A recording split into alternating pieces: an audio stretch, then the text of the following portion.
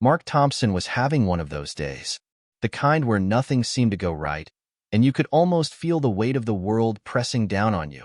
The sales floor at Thompson's luxury auto dealership was quieter than usual, the phones barely ringing, and his team of salespeople were sluggishly working through the afternoon. As the manager of the dealership, it was his job to keep things running smoothly, but today, everything felt off. Mark was sitting behind his desk, scrolling through the numbers on his computer, when a figure walked in. The door chimed as it opened, and Mark didn't even look up. He was too caught up in the dismal sales numbers from the last quarter. As the dealership's manager, he knew the pressure was on. His boss was breathing down his neck, and it felt like every decision he made lately was leading to more trouble. He adjusted his tie and sighed, figuring this customer was just another one of those tire kickers. People who came in, looked around, but never bought anything. He'd seen it all before. But then, something caught his attention. The man was tall, really tall, and broad, really broad. A presence that couldn't be ignored. Mark glanced up just briefly, but only long enough to notice the clean-cut look of the guy. Sharp black jacket, dark sunglasses, and the sort of swagger that could only belong to someone used to being noticed. The man walked straight up to the counter where Mark was sitting and paused, like he was scanning the showroom floor for something. "Can I help you?" Mark asked, his tone flat, distracted. The man nodded slowly. "I'm looking for something powerful. Something that stands out." "Right," Mark said, barely hiding his impatience. He turned back to his computer, entering some numbers that had nothing to do with the customer. "We have a lot of vehicles, all kinds of powerful cars. What exactly are you looking for?" "A car," the man said, his voice low, calm. But there was something in his tone that Mark couldn't place. It wasn't the tone of someone who was casually shopping. "Yeah, I get that. A car. Obviously." Mark let out a short laugh, though it felt more like nervous laughter than anything else. "What kind of car are we talking about here? A sports car? Luxury? Something more practical?" The man smiled, and for a split second, Mark thought he recognized him from somewhere. It was brief, just a flicker of a thought, and then it was gone. He was sure the guy had probably just been in one of those movies, or maybe he had one of those faces that seemed familiar. But he didn't have time to think too hard about it. After all, he had bigger problems than figuring out where he'd seen this guy before. "I think I'll start with the high-performance models," the man said, his smile widening just slightly. He seemed calm, collected, unlike most customers who came in with a checklist of demands. Mark's eyes narrowed. He wasn't really in the mood to humor anyone. He turned toward the nearest set of keys on the wall. "We've got a few high-performance models, but if you're really serious about power, you might want to look at our higher-end stock, like the Maserati Levant or the new Range Rover Sport. Those are top of the line." The man shook his head. "I'm not sure that's what I'm looking for," he said with a shrug. "I want something that gives me the rush. Something that feels like it's ready to go the distance, you know?" Mark chuckled again, thinking to himself how this guy must be just another one of those people who dream of fast cars but didn't actually have the means to afford one. "Sure, but I think you might be aiming too high for what you're looking for. I've had a lot of people come in here, tell me they want power, but then they bail the second they see the price tag. You know how it is." The man didn't flinch. "Well, I can afford it," he said quietly, but there was something in his voice, almost a challenge. Mark raised an eyebrow and looked him up and down, then finally took a step back. "Okay, if you can afford it, then maybe we should check out some models. But I'm not going to waste your time or mine if you're not serious." The man stared at Mark for a long moment, his expression unreadable. Then, without another word, he walked past Mark and toward the luxury models in the back of the showroom. Mark, still feeling a mix of irritation and apathy, watched him walk. He sighed and turned back to his computer, ready to continue ignoring the man. Then, the strangest thing happened. The man paused in front of a Ferrari, running his hand along the sleek surface of the car. Mark could almost hear the reverence in his actions. There was something oddly magnetic about him. It wasn't until the man turned around and made eye contact with Mark that the faint recognition hit him like a punch to the stomach. It wasn't just the look of the guy. It was the way he carried himself, the quiet authority, the way people looked at him when he entered a room. Mark's heart skipped a beat as the realization started to take root in his mind. This man, was he? No, it couldn't be. The man in front of him couldn't possibly be Dwayne Johnson. The Dwayne Johnson. The actor, the wrestler, the businessman. He was, what, here, at his dealership? No way. Mark shook the thought off, dismissing it immediately. It had to be someone else, someone who looked vaguely similar. Maybe just a rich guy who looked like him. Nothing more. But as the man approached him again, a smile creeping onto his face, Mark realized the truth was even more absurd. I'm not really feeling those cars, the man said calmly. I think I'm gonna pass. Mark blinked, staring at the man, unsure how to respond. This was crazy. Was this guy really walking away without even looking at the Ferrari? Mark couldn't let him leave without a fight. He had to at least try to make a sale. Look, before you go, how about the Rolls-Royce Phantom? You'd look great driving that around, Mark said, trying to salvage what he could. Or maybe the Porsche Panamera? The man shook his head again. I'm actually good, he said, a hint of amusement in his voice. I'll be back when I'm ready. And just like that, the man turned on his heels and walked toward the door. Mark watched him leave, his mind racing. No way. No way was that really Dwayne Johnson. Mark stared at the empty door frame, trying to make sense of what had just happened. Had he really kicked out Dwayne Johnson, the one person who could have changed everything for him? He ran his hands through his hair in frustration, cursing himself. He had a feeling he just made the biggest mistake of his life. Hit subscribe and leave a comment with where you're watching from. This story might just spark a new beginning. What's one thing that always pushes you forward, even when things get tough? Mark Thompson sat at his desk, his fingers drumming nervously on the edge of his computer. He stared blankly at the screen, the numbers in front of him blurring together. The afternoon had dragged on, and it felt like the weight of his past mistakes was slowly suffocating him. He glanced at the clock on the wall. 3:30 p.m. Only a couple more hours until he could leave for the day, but leaving didn't feel like an option. His mind kept drifting back to the man who had walked in earlier, Dwayne Johnson, or at least, the man he thought was Dwayne Johnson. Mark had been the manager of Thompson's Luxury Auto for almost 5 years now. He was known for his quick wit, sharp tongue, and his ability to push people into buying cars they didn't even know they wanted. He'd started out as a salesman at a small dealership on the outskirts of town, and over the years, worked his way up to managing one of the most prestigious luxury car dealerships in the area. In the beginning, it was all about proving himself. He had come from a working-class family, the kind that had to stretch every paycheck and make ends meet. His father worked long hours at a factory, and his mother held down multiple jobs just to keep food on the table. Mark was determined to break the cycle of mediocrity. He didn't want to be like his parents. He wanted to be successful, to prove that he could make it in the world of the rich and famous. His journey had been hard. Every promotion came with a price. Long hours, missed family gatherings, and the constant pressure to sell. But he didn't mind. The money, the status, the power, it all felt so sweet. After all, that's what he'd worked for, right? But lately, things had been slipping. Sales were down. The dealership's numbers weren't as strong as they had been a year ago, and Mark couldn't figure out why. He had been riding high on his success for so long that he hadn't realized the subtle shifts in the business world around him.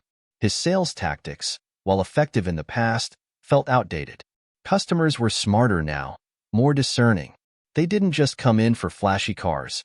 They came in expecting an experience, a connection. That was where Mark was falling short.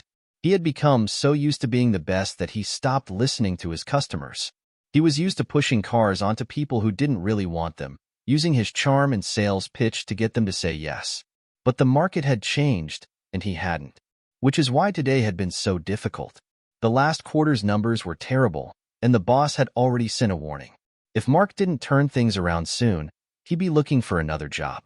That thought alone was enough to make his stomach churn. Mark leaned back in his chair, running a hand through his dark hair. The events of the day had only added fuel to the fire. The more he thought about the encounter with the man earlier, the more embarrassed he felt. He had dismissed him so easily, not even realizing who he was. If that really was Dwayne Johnson, well, then he had just insulted one of the biggest names in the world.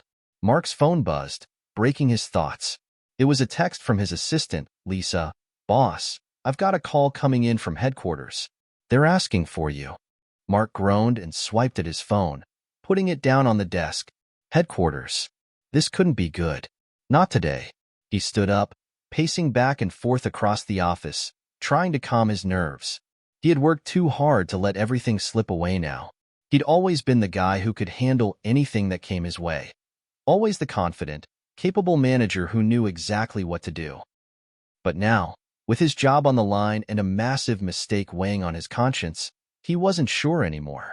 The call came through a few minutes later, and Mark took a deep breath before answering. "Mark, it's Paul," came the voice on the other end. Paul, his boss. "I've been looking over the numbers for the last quarter, and frankly, I'm not impressed.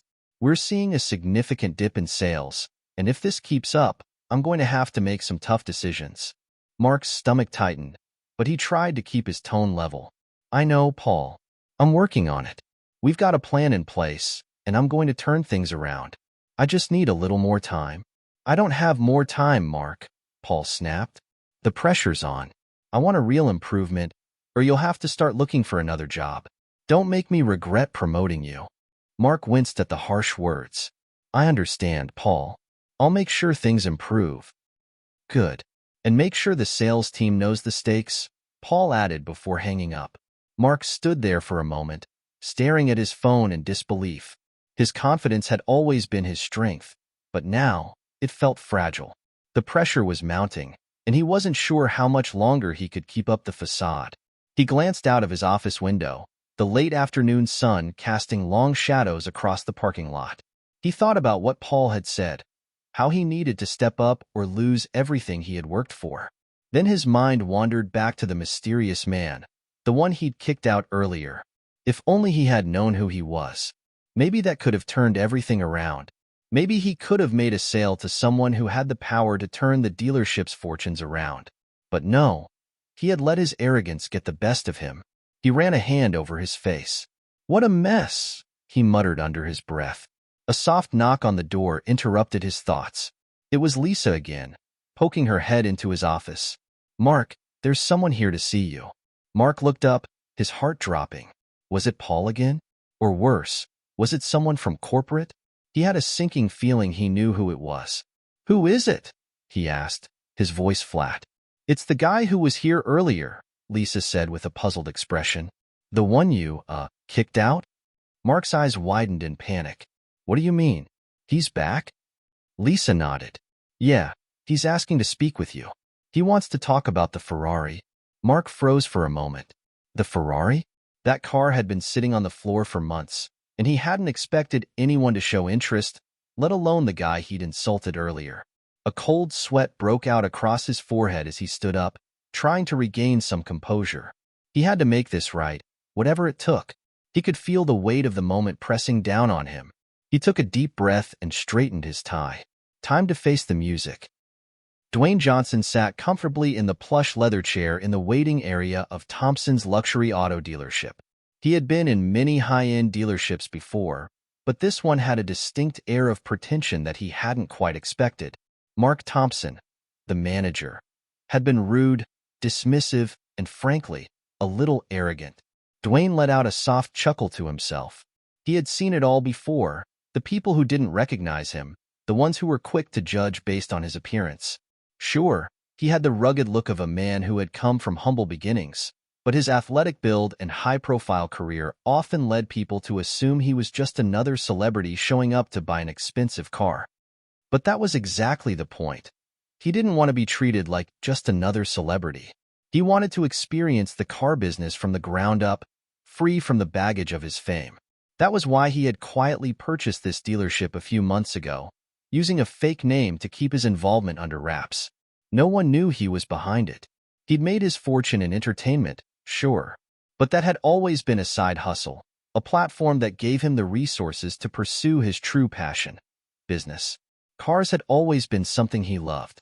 Growing up in Hawaii, he had been around cars his entire life, but it was his time in the wrestling ring that had given him the financial freedom to do whatever he wanted. Now, he was ready to test himself in the world of high-end automobiles. This dealership was the perfect starting point.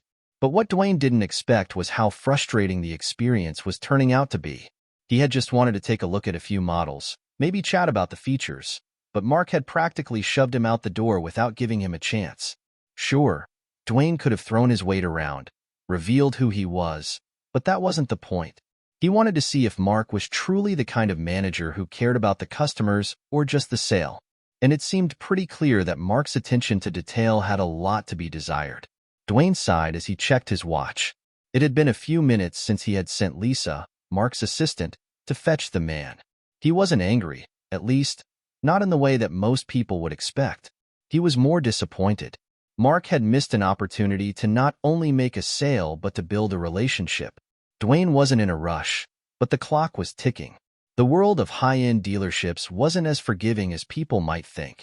If he wanted to make his mark, he had to act fast and with purpose. He couldn't afford another moment of wasting time with managers who didn't understand what real customer service looked like. His thoughts were interrupted by the sound of footsteps approaching. Mark Thompson appeared in the doorway, looking somewhat disheveled, a nervous expression on his face. Dwayne couldn't help but smile at the sight. "Mr. Thompson," Dwayne said, standing up and extending his hand. "We meet again." Mark froze for a second, his hand halfway to his side as he realized who he was facing. His heart dropped. It was really him, the man he had kicked out earlier, the man he had completely dismissed as just some rich guy with an attitude problem, was none other than Dwayne "The Rock" Johnson. I'm sorry, Mr. Johnson," Mark stammered, his face flushing with embarrassment. "I didn't realize who you were earlier. I can't believe Don't worry about it." Dwayne cut him off, his deep voice calm and steady. "I'm not here to make you feel bad, Mark. I just wanted to talk." Mark's mind raced as he tried to pull himself together. Here he was, in front of one of the most famous people in the world, someone he had just kicked out like he was nothing more than an annoying customer. If he had any hope of saving face, or saving his job, he had to do something fast. I honestly don't know how I could have been more unprofessional," Mark said, finally finding his words. "That was completely uncalled for. I let my frustration get the better of me, and I want to make it right." Dwayne nodded, showing no sign of anger. "I get it, man. I've been there. You've got a lot of pressure on you, I can tell. The dealership's business isn't exactly booming right now." Mark winced. "You could say that. We've been struggling lately. Sales are down, and my boss is about to fire me if things don't turn around." "Yeah, I've seen it all before," Dwayne replied, his tone thoughtful. "You've got a good spot here, lots of potential. But it's not just about selling cars, Mark. It's about the experience you offer your customers. It's about connecting with them, building trust." Mark nodded quickly. "You're absolutely right. I've been so focused on numbers and quotas that I've forgotten the basics. I want to do better. I really do." Dwayne smiled, his demeanor shifting. "I know. That's why I'm here. I'm not just some random buyer off the street. I actually own this dealership. I bought it a few months ago." Mark blinked, stunned. You own it? The whole place?" Dwayne grinned. "Yeah, I guess you could say I'm your new boss." The air seemed to freeze for a moment as Mark processed this new information. His heart raced in his chest, and he suddenly felt like the walls were closing in on him. The Rock, Dwayne Johnson, was his boss? I didn't know," Mark muttered, shaking his head in disbelief. "I had no idea you were behind the purchase." "That's the point," Dwayne said. "I wanted to see how things were being run without any special treatment. No celebrity status. I wanted to see if you could do your job without relying on my name or reputation." Mark felt his stomach churn.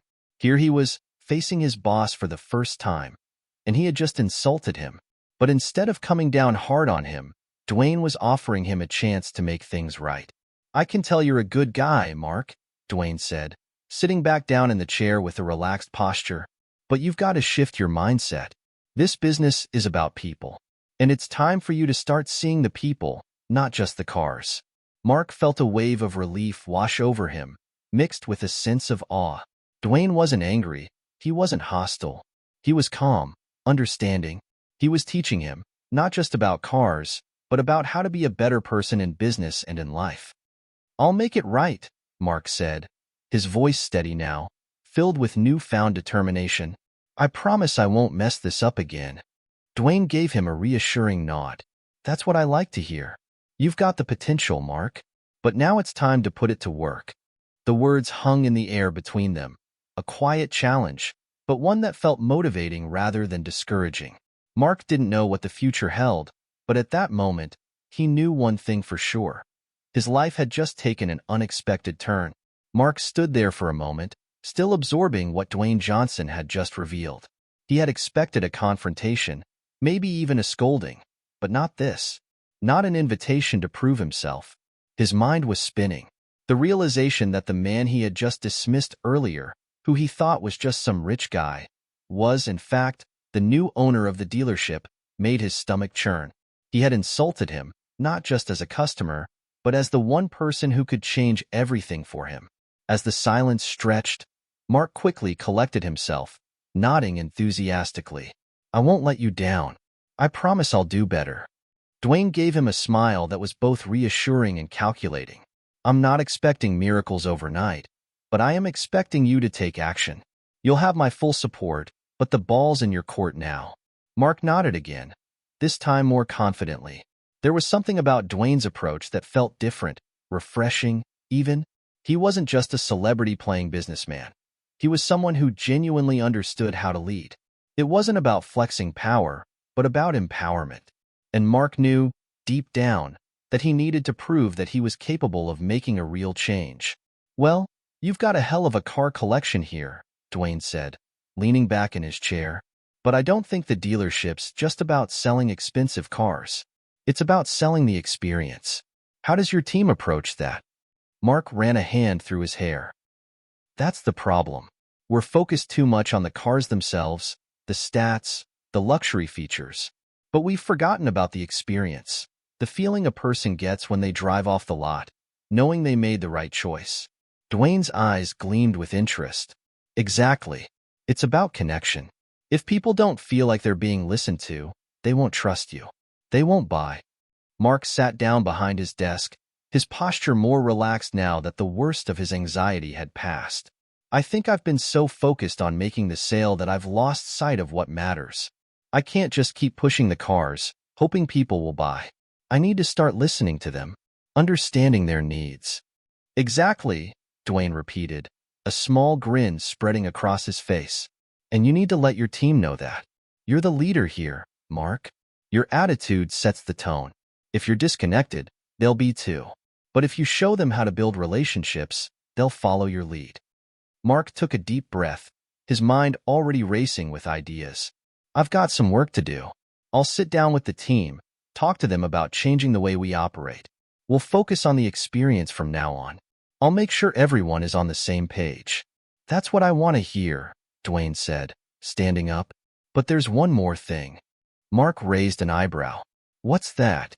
"You've got a real opportunity here to turn this dealership around, but it's going to take some investment," Dwayne said, his tone serious. "I'm going to give you some time, but we need to start thinking bigger. I want you to work with me on improving the overall customer journey. The website, the service center, the showroom experience. We need to enhance all of it." Mark's eyes widened. "You mean, you're willing to invest even more?" Dwayne nodded. "Absolutely. But it's not just about pouring money into the business. It's about making it stand out. We need to differentiate ourselves from the competition. I want this dealership to be the go-to destination for luxury cars in the area, not just because of the cars, but because of the entire experience." Mark couldn't believe his ears. This was the chance he had been waiting for. It was the opportunity to turn the dealership into something special, something that people would come to not just for a car, but for an experience they couldn't get anywhere else. He stood up, extending his hand to Dwayne. "I won't let you down. We'll get this place back on track, I promise." Dwayne shook his hand firmly. "I know you will, Mark. Just remember, it's not about making the sale. It's about making the customer feel like they made the best decision of their life when they drive off in that car." Mark smiled, the weight of the conversation settling in. For the first time in a long while, he felt a sense of purpose. There was work ahead of him, a lot of it, But he wasn't alone. Dwayne Johnson, the new owner, had given him a second chance, and with it, a renewed sense of motivation. As Dwayne made his way toward the door, Mark's mind raced with ideas for the dealership's future. But then, as the door closed behind Dwayne, something else crossed his mind. What would he do if he didn't succeed? If he couldn't turn things around? The pressure was immense, but for the first time in a long time, Mark wasn't afraid. He was ready, and no matter what happened, he would give it everything he had. Later that day, Mark gathered his team together in the conference room. The salespeople, the technicians, and the service staff all gathered around, waiting to hear what he had to say. "Listen up, everyone," Mark began, his voice steady. "We've been underperforming, and I've realized that we're missing the point. We've been selling cars, but we haven't been selling experiences. We've got to make our customers feel something when they come in here." He paused, letting his words sink in. "We're going to shift the way we approach sales. From now on, it's not just about pushing a product. It's about creating a connection with our customers. If we can't connect with them, we've already lost. I need all of you to be part of this change." The room was silent at first, the staff exchanging glances. But slowly, Mark saw nods of agreement. They had been waiting for something like this. A leader who would take charge, someone who would guide them toward success. "We're going to invest in improving the customer experience at every step. The way they're greeted, the way we explain the cars, even the way we follow up. Every little thing matters. If we're going to turn this place around, it has to start with us." The energy in the room shifted. People began talking excitedly, throwing out ideas for how they could improve the process. Mark could feel it. The momentum was building. As the meeting came to an end, he felt a renewed sense of purpose. The dealership wasn't just a business to him anymore. It was a mission. And with Dwayne's support, he was determined to make it succeed. He glanced at the clock, nearly closing time. But as he walked to his office, he couldn't shake the feeling that his life and the dealership's future had just taken a turn he never expected. The next few days were a whirlwind for Mark. He woke up early each morning, running through ideas and plans in his head as he drove to the dealership. The challenge that lay ahead was daunting, but for the first time in a long time, he felt excited. He had been given a rare second chance, and this time, he wasn't going to let it slip away. The first thing Mark did was overhaul the way the sales team operated. He called for a full team meeting the day after his conversation with Dwayne. He needed everyone on board, and he needed them to understand that this wasn't just about selling cars. It was about selling a dream, an experience. He had to reframe the entire culture at the dealership, from top to bottom. As the meeting started, Mark stood in front of the team, his posture strong, his voice confident. "All right, team, we've got a lot of work to do. I know we've been getting by with the same old tactics, but that's not going to cut it anymore. We're here to create something special. Our goal isn't just to sell a car. It's to sell an experience, a dream that our customers will remember long after they drive off the lot." The room was filled with nods of agreement, though some of the salespeople were still skeptical. Change wasn't always easy, especially in an industry where old habits died hard. But Mark was determined to make them see that this wasn't just a business overhaul. It was an opportunity to build something that would outlast them all. "We're going to shift our focus," Mark continued. "Every single customer who walks through those doors is going to feel valued. They'll get the best service, the best advice, and the best experience they can get anywhere. We're going to listen to them. We're going to connect with them on a level that makes them feel like they made the right choice by walking into our dealership." He could feel the energy in the room change. People were listening, starting to buy into the idea. It was exactly what Mark needed, buy-in from the team. They weren't just employees anymore. They were partners in this new venture. "Now," Mark added, "we're going to have training sessions. I want everyone to brush up on product knowledge, but we're also going to work on customer relationship skills. And I need everyone to stay positive and enthusiastic. If we're not excited about the product, neither will the customer be. This is a team effort, and we all have to be in it together." The salespeople began to talk amongst themselves, throwing out suggestions and ideas for how to improve the showroom, the presentation of the cars, and the way customers were greeted. It was clear that the foundation for something good was starting to take shape. By the end of the meeting, Mark felt a renewed sense of purpose. There was still a long way to go, But with his team on board, he could feel the momentum building.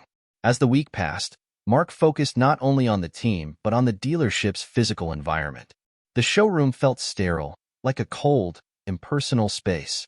The walls were lined with high-end cars, but the atmosphere lacked warmth, personality, and excitement. If they were going to succeed, they needed to make the dealership feel like a destination. They needed to make it more inviting. With Dwayne's financial backing, Mark was able to put a plan into motion. He hired an interior designer who specialized in luxury spaces to give the showroom a fresh, modern look. The goal was to combine sophistication with comfort, blending the luxury of the cars with an environment that made customers feel like they were stepping into a space that reflected their own tastes and ambitions. They updated the lighting to highlight the sleek curves of the vehicles and replaced the old, uncomfortable chairs with plush seating areas where customers could relax. They installed a coffee bar with high-end espresso machines, and Mark made sure to add a small lounge area with a few flat-screen TVs to make the place feel more like a living room than a car dealership. Mark also made sure the dealership's website reflected these changes. He worked with a tech team to improve the user experience, adding virtual tours of the cars, more interactive features, and an easy-to-navigate layout. Customers would now be able to get a glimpse of what the dealership offered before they even walked through the door. All these changes were designed to reflect Dwayne's vision, a place that wasn't just about selling cars but about creating a seamless and memorable experience from start to finish. Mark was excited about the direction things were heading, but he knew the real test would come once the dealership officially launched its new look and strategy. One afternoon, Dwayne returned to the dealership to see the progress for himself. Mark had invited him over for a walkthrough of the new setup, and Dwayne was eager to see how the changes had taken shape. As Dwayne walked through the showroom, he took in the bright new atmosphere. The space was inviting, elegant, yet approachable. The cars seemed to glow under the warm lighting, and the lounge areas gave the dealership a more personal, comfortable feel. Mark followed him, his heart racing slightly. "What do you think?" Dwayne paused for a moment, inspecting the space. He walked around the showroom, touching the sleek leather seating in the customer lounge, nodding his approval. "I think you've done a great job, Mark. This feels like a place I want to spend time in. The cars look incredible, but it's the atmosphere that makes the difference." "I'm impressed." Mark felt a wave of relief wash over him. It wasn't easy to change the vibe of an entire dealership, but seeing Dwayne's reaction gave him the confirmation that they were on the right track. "We've still got work to do," Mark said, smiling, "but I think we're getting there." Dwayne nodded, his eyes scanning the room. "You've got the right attitude and the right team. I'm excited to see what happens next." As the weeks passed, the results started to show. The customer experience began to shift, and Mark's team was finding success in ways they hadn't before.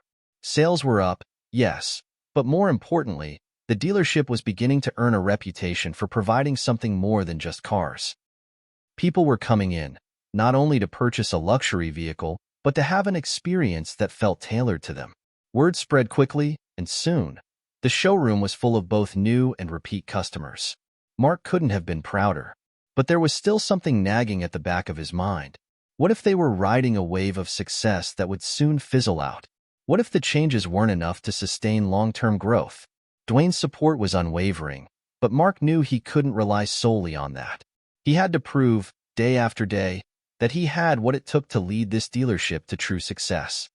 He stood in front of his team one morning as they prepared for the next phase of their mission, ramping up marketing efforts and working with local influencers to expand the dealership's reach even further. "We've got the basics down," he said. "Now let's take things to the next level." Mark's voice rang with determination. He knew they weren't finished yet, but they were on the right path, and as long as he kept pushing forward, so would they. The next few weeks were a blur. Mark and his team were working harder than ever, putting into practice everything they discussed in their meetings. They were refining the customer experience, adjusting the sales process, and updating the dealership's marketing efforts. It felt like everything was moving in the right direction. At least, it was supposed to. However, just as Mark thought they were getting into a good rhythm, the dealership faced its first real test. An unexpected dip in sales caught everyone off guard. The traffic to the showroom had slowed down, and the numbers weren't reflecting the improvements they had made. The pressure was starting to mount, and Mark knew that Dwayne was watching closely. It all came to a head one Thursday afternoon when Mark was in his office, trying to make sense of the numbers. His head throbbed as he stared at the spreadsheet, unable to find a clear answer. The changes they had made should have been enough to drive traffic and sales, but the results weren't showing it. He leaned back in his chair, rubbing his temples. What had gone wrong? Mark, a voice called from the door. It was Sarah, one of the top salespeople. Her face was a mix of frustration and concern. We need to talk. Mark straightened up. Sure, come in. What's going on? She walked into the office, closing the door behind her. I don't know if you've seen the numbers today, but we're in trouble. We've got customers coming in, but they're not buying. People are walking away. And I'm starting to feel like we're not reaching them in the way we need to. Mark sighed, feeling the weight of her words. I've been looking at the numbers. It doesn't make sense. We've made all these improvements, but it's not translating into sales. What are we missing? Sarah hesitated for a moment before speaking. I think we're missing the human element. We've been talking a lot about the experience, but it feels like we're overcomplicating things. People want to feel like they're making a personal connection with us, not just going through a checklist of features and benefits. Maybe we need to get back to basics. Mark frowned, considering her words. It wasn't a bad suggestion. In fact, it might be the key to what they were missing. They had focused so much on the grand changes, the redesign of the showroom, the new marketing strategy, the training sessions, that they had forgotten what really mattered. Building relationships, trusting the instincts that had built their business in the first place. I think you're right, Mark said after a long pause. We've lost sight of the personal touch. Let's go back to what works. I'll talk to the team. We'll focus on reconnecting with customers, one at a time. Sarah gave him a relieved smile. Thanks, Mark. I knew you'd get it. Mark nodded. Let's get back to basics. We'll make sure everyone is engaged with the customer on a personal level, not just a transactional one. That evening, Mark called an impromptu meeting with the entire sales team. He needed to reset their approach before things got any worse. Everyone filed into the conference room, murmuring to each other as they took their seats.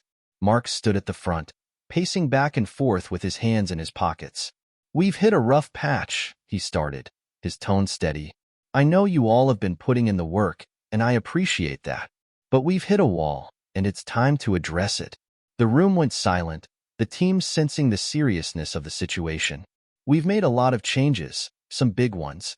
We've redesigned the showroom. We've updated the website. We've trained on customer service, and we've rebranded our approach.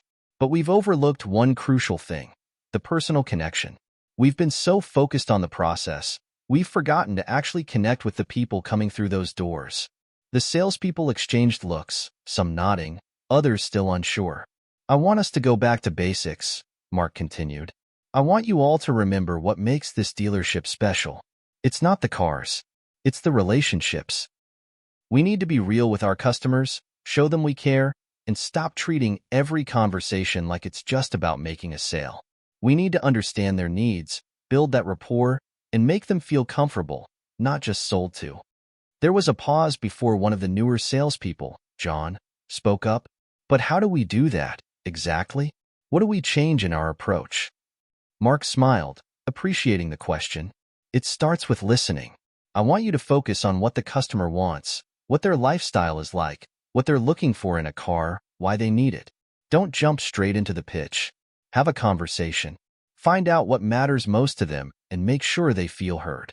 Sarah, sitting in the front, nodded.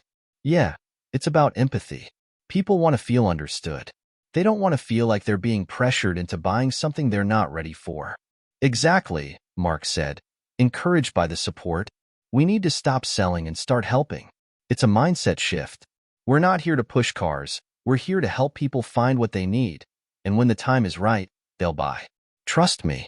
We've got this. As the meeting continued, Mark could feel the energy in the room shift. The team seemed more engaged, more willing to embrace this new direction. They were starting to understand that success wasn't just about the numbers. It was about creating a connection that would keep customers coming back long after they'd made their purchase. The next few days saw a noticeable change in the dealership.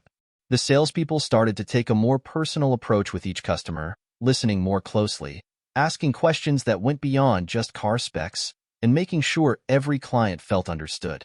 The showroom felt warmer, the conversations more genuine, and the entire atmosphere shifted. It wasn't an instant fix, but there were signs that things were improving. The sales numbers were starting to rise again, slowly but surely. But the real win for Mark was seeing the genuine connections being built. People were walking out of the dealership smiling, not just because they'd bought a car, but because they had felt heard, understood, and respected. As Mark watched his team work with renewed purpose, he couldn't help but feel a sense of pride. They were on the right path. It was no longer just about surviving, it was about thriving. But even as things were improving, there was still one thing Mark couldn't shake: the fear that all this could come crashing down at any moment. What if it wasn't enough? What if the dealership needed something bigger to really make a lasting impact? He pushed that thought out of his mind. For now, he was focused on what he could control, and he would make sure that, no matter what, he wouldn't let the dealership or Dwayne down. The morning sun streamed through the windows of the dealership as Mark walked into the showroom, feeling a renewed sense of purpose. Things were slowly improving, but he knew they couldn't rest on their laurels.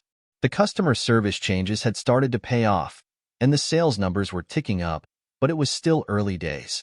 He needed to ensure the momentum didn't stall. Mark made his way to the sales floor, where his team was already greeting customers. He noticed a few familiar faces, loyal clients who had come in for their regular service appointments or to browse the new arrivals. He took a moment to observe how the salespeople were interacting with the customers. There were no hard sells, no quick pitches. Instead, everyone was engaged in deep conversations, smiling, listening, and asking questions. It was a refreshing change from the tense, high-pressure environment that had characterized the dealership just a few weeks ago. As Mark walked deeper into the showroom, he spotted John, the new salesperson who had asked for clarification during the last team meeting. John was standing with a young couple, guiding them through the features of a luxury sedan. The couple seemed genuinely engaged in the conversation, laughing and nodding in approval as John explained the car's features. Mark approached them, smiling. "How's everything going here, John?" John looked up, beaming. "Great, Mark. They're really liking the car, and we've been talking about their lifestyle, what they need, what their daily commute looks like. I think this one might be a good fit." Mark nodded approvingly. "That's exactly it. You're not just selling them a car, you're understanding their needs and helping them find the right solution." The couple turned to Mark, smiling. "Yeah, we've been to other dealerships before, but this feels different," the man said. "You guys are really listening to us." Mark grinned. "That's the idea. We want to make sure you're getting something that fits your life, not just something that looks good on paper." After a few more minutes of talking, the couple walked away with a brochure in hand, ready to come back for another look. It wasn't a sale today, but Mark could feel the connection they'd built, one that might turn into something more later. This was the start of something bigger. Relationships like these would bring customers back time and time again. Later that afternoon, Dwayne stopped by the dealership for a surprise visit. Mark had expected him, but the way Dwayne had timed it, arriving unannounced, spoke to his leadership style. He wasn't there to micromanage, but to observe and gauge the pulse of the place. Dwayne walked into the showroom, taking in the new vibe with a nod of approval. He approached Mark, who had just finished greeting a customer, and slapped him lightly on the back. "Looking good, Mark," Dwayne said.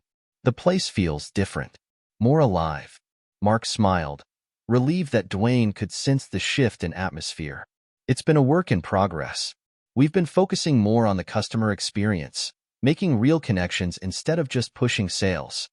Dwayne glanced around, watching the team interact with customers, and gave a satisfied nod. "I can see that. The energy here is a lot more genuine. But tell me, how are the numbers looking?" Mark's smile faltered slightly, but he quickly recovered. "We're seeing some positive signs. Sales are up a bit, but it's still early. We're still working out the kinks." Dwayne raised an eyebrow. "You're not expecting overnight miracles, but you know that word of mouth is going to be your biggest asset, right? If you keep giving people this experience, it'll pay off in the long run. People talk. They tell their friends about how they were treated, not just the car they bought." Mark nodded. "That's the plan. But we've got to stay consistent. We can't let up. Dwayne's expression softened. Consistency is key. But remember, Mark, it's not just about what happens in the dealership. It's about creating a community around your brand. That's what makes people loyal. That's what turns a one-time buyer into a repeat customer. Mark took a deep breath, feeling the weight of Dwayne's words. That's what we're aiming for. A community, not just customers, but people who feel like they're part of something. Dwayne smiled. Exactly. You've got this. Just keep the focus where it needs to be, on the people. Everything else will follow. The following week, Mark and his team were ready to take things a step further. They had made incremental improvements in customer service and overall atmosphere, but it was time to ramp up their outreach and expand their customer base. They'd been getting positive reviews from customers who had walked in recently, but they needed more than just word of mouth. They needed a full-fledged marketing strategy that captured the essence of what they had built. Mark sat down with Sarah, John, and the marketing team to develop a plan. We've got a great foundation now, he said, but we need to make sure people know about us. We need to be everywhere. Online, in local events, on social media. We're not just selling cars. We're selling a lifestyle. We're selling an experience. Sarah leaned in, excited. We should look into collaborating with local businesses and influencers. Get people talking on social media. Maybe we could host an exclusive event for existing clients and their friends. Make it a night of networking and fun, with a special showcase of our latest models. John chimed in. What if we made it interactive? A test drive event where potential buyers can really experience the cars in real-world scenarios. Show them the performance, how the car fits into their daily life. Make it personal, not just a sales pitch. Mark liked where this was going. Exactly. It's about engagement, not just promotion. We want people to feel the car, but we also want them to feel like they're part of something bigger.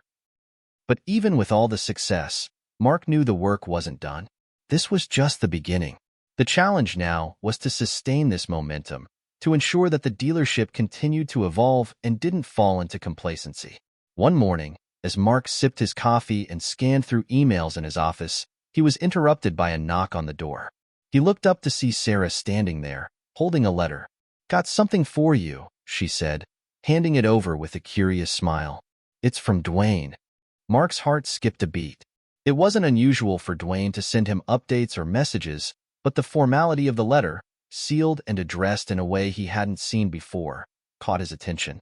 He tore open the envelope, scanning the letter inside. It read, "Dear Mark, I hope this message finds you well. First off, I want to commend you and your team for the incredible work you've done. The recent event, the improved customer service, and the positive energy in the showroom have not gone unnoticed. This is exactly what I had hoped for when I handed you the reins. That said, I want to make sure that this success isn't a one-time thing. I believe the dealership is ready for the next big step, and I have an offer for you that I think will propel us even further. I've been considering the future of this dealership, and I believe the time has come to bring in more resources to help support its growth. After careful thought, I've decided to expand our business model. I'd like you to take a more direct role in shaping the future of this dealership, not just as the manager, but as a partner. I am offering you an equity stake in the dealership. You would have a say in the future direction, and we'd work together to expand and grow our presence in the market. Let me know your thoughts. I believe this is a great opportunity for both of us, and I'm looking forward to hearing from you soon. Best regards, Dwayne Johnson. Mark sat there for a moment, stunned. An equity stake? He'd never expected something like this. It was an offer that could change everything. His future, his career, the very nature of his relationship with the dealership. "Sarah," Mark said quietly, still processing the letter. "Did you see this?" Sarah raised an eyebrow, leaning over to read the letter. "Wow, that's huge. Do you think he's serious?" They spent the next few hours brainstorming ideas for the event, deciding to hold a luxury life experience evening in the dealership. They would offer test drives, local food and drink, and an intimate environment where guests could mingle with others who shared an interest in luxury cars. They also planned to promote it heavily on social media, using targeted ads to attract potential buyers. The event was scheduled for 2 weeks out, and Mark felt a renewed sense of hope. This would be their chance to take everything they'd built so far and turn it into something bigger. As the day of the event drew closer, the dealership became a flurry of activity. Staff were preparing the showroom for the big night, and the marketing team was working overtime to ensure every detail was perfect. Invitations were sent out to clients, influencers were contacted, and special deals were set up for attendees who decided to make a purchase during the event. The night arrived, and the showroom was transformed. Soft lighting highlighted the cars, creating an atmosphere of sophistication and excitement. Local vendors provided food and drinks, and a jazz band played in the corner, adding a touch of class to the evening. Mark stood at the entrance, greeting guests as they arrived. He could feel the excitement in the air, and he knew this was exactly what they needed to take the next step. As the event unfolded, Mark watched his team work the room. Customers were mingling, asking questions, taking test drives, and engaging with the cars in ways that felt less like a transaction and more like an experience. It was everything he had hoped for, and more. By the end of the night, several cars had been sold, but more importantly, Mark could tell that they had built connections that would last long after the event ended. As the last guests filtered out, Mark stood with Dwayne, who had made an appearance toward the end of the evening. Dwayne gave him a thumbs up. "You did good, Mark," he said, his voice filled with approval. "This is what it's all about." Mark smiled, feeling a sense of accomplishment. They were on the right path, and with every step forward, the ripple effect of their efforts was becoming more and more clear. The success of the Luxury Life Experience event didn't just stay within the walls of the dealership, it reverberated throughout the local community. The sales numbers for the following month were the highest they'd been in years, and the buzz surrounding the event continued to grow.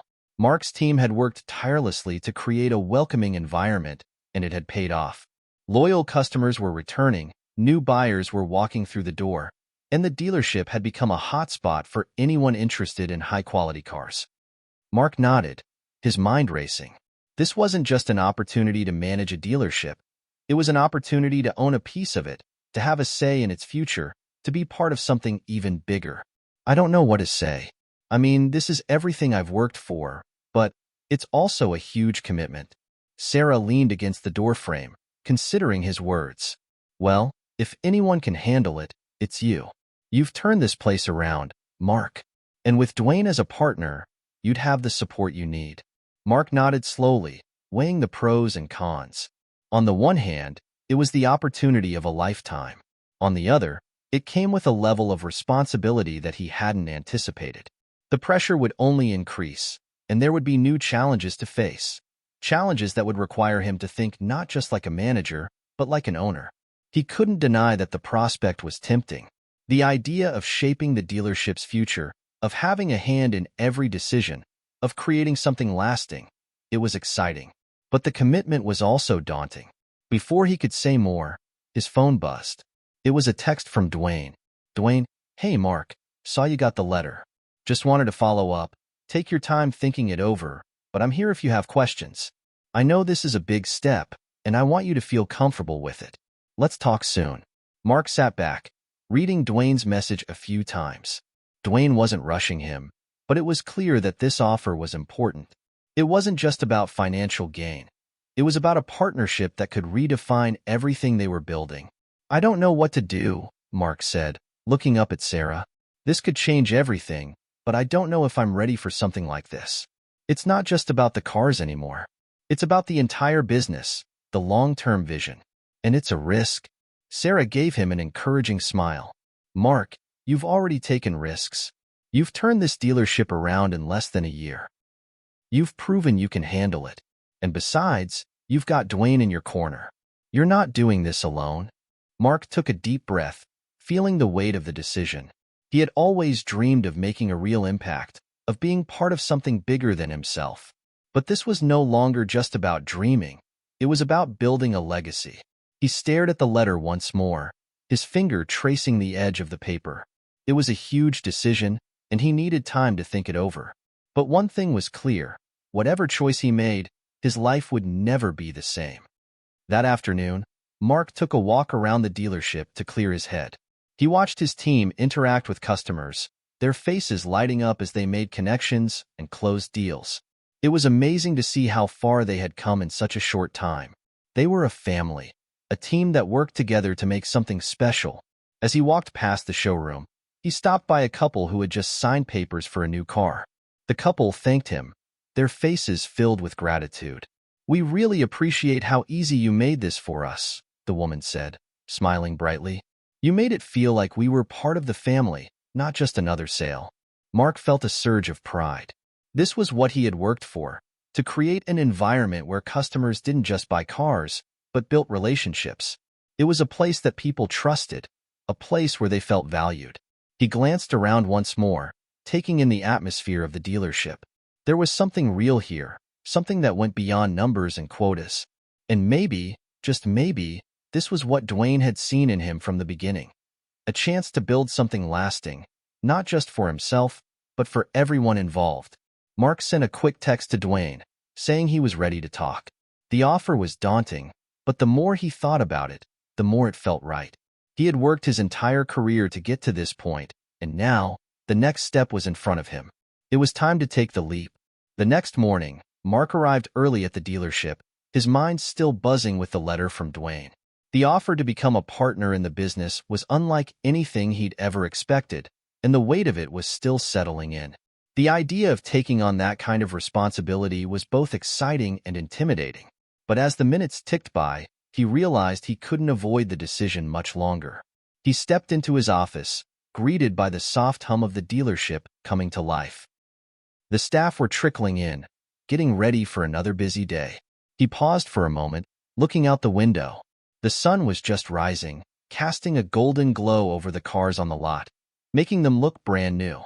It was a metaphor for the dealership itself, a fresh start, full of possibilities. Mark sat down at his desk, his fingers hovering over his phone. He drafted a quick message to Dwayne. "Mark, I've been thinking about the offer.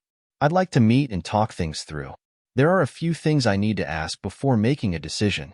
He hit send, feeling the flutter of nerves in his chest. This was it.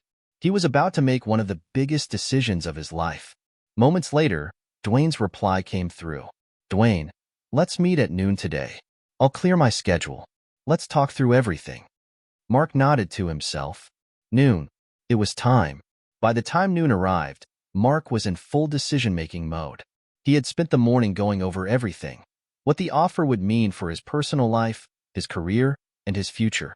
Taking an equity stake in the dealership would mean far more than just a paycheck. It meant having a real influence on the direction of the business, sharing in both the success and the challenges. He wasn't just managing the day-to-day anymore. He would be shaping the long-term future. As Mark walked into the small conference room where he was meeting Dwayne, he felt a mixture of excitement and apprehension. Dwayne was already seated, a coffee cup in hand, looking relaxed but focused. "Good to see you, Mark," Dwayne greeted him with a smile. "I'm glad you're here. I know it's a big decision." Mark nodded, sitting down across from him. "Yeah, it's been on my mind a lot these past few days. I want to make sure I understand exactly what I'm committing to here. This isn't just a business decision. It's a life decision." Dwayne leaned forward, his expression serious. "I get it, and I want you to feel comfortable, Mark. This is about more than just numbers or ownership. It's about creating something we can both be proud of. It's about partnership." Mark took a deep breath. "I understand the partnership part, but what does that actually look like on the ground? What does my role look like if I take this on? What do you need from me?" Dwayne nodded, thinking for a moment. "Well, the truth is, you've already been doing the work, Mark. The changes you've implemented, the way you've turned the team around, it's impressive.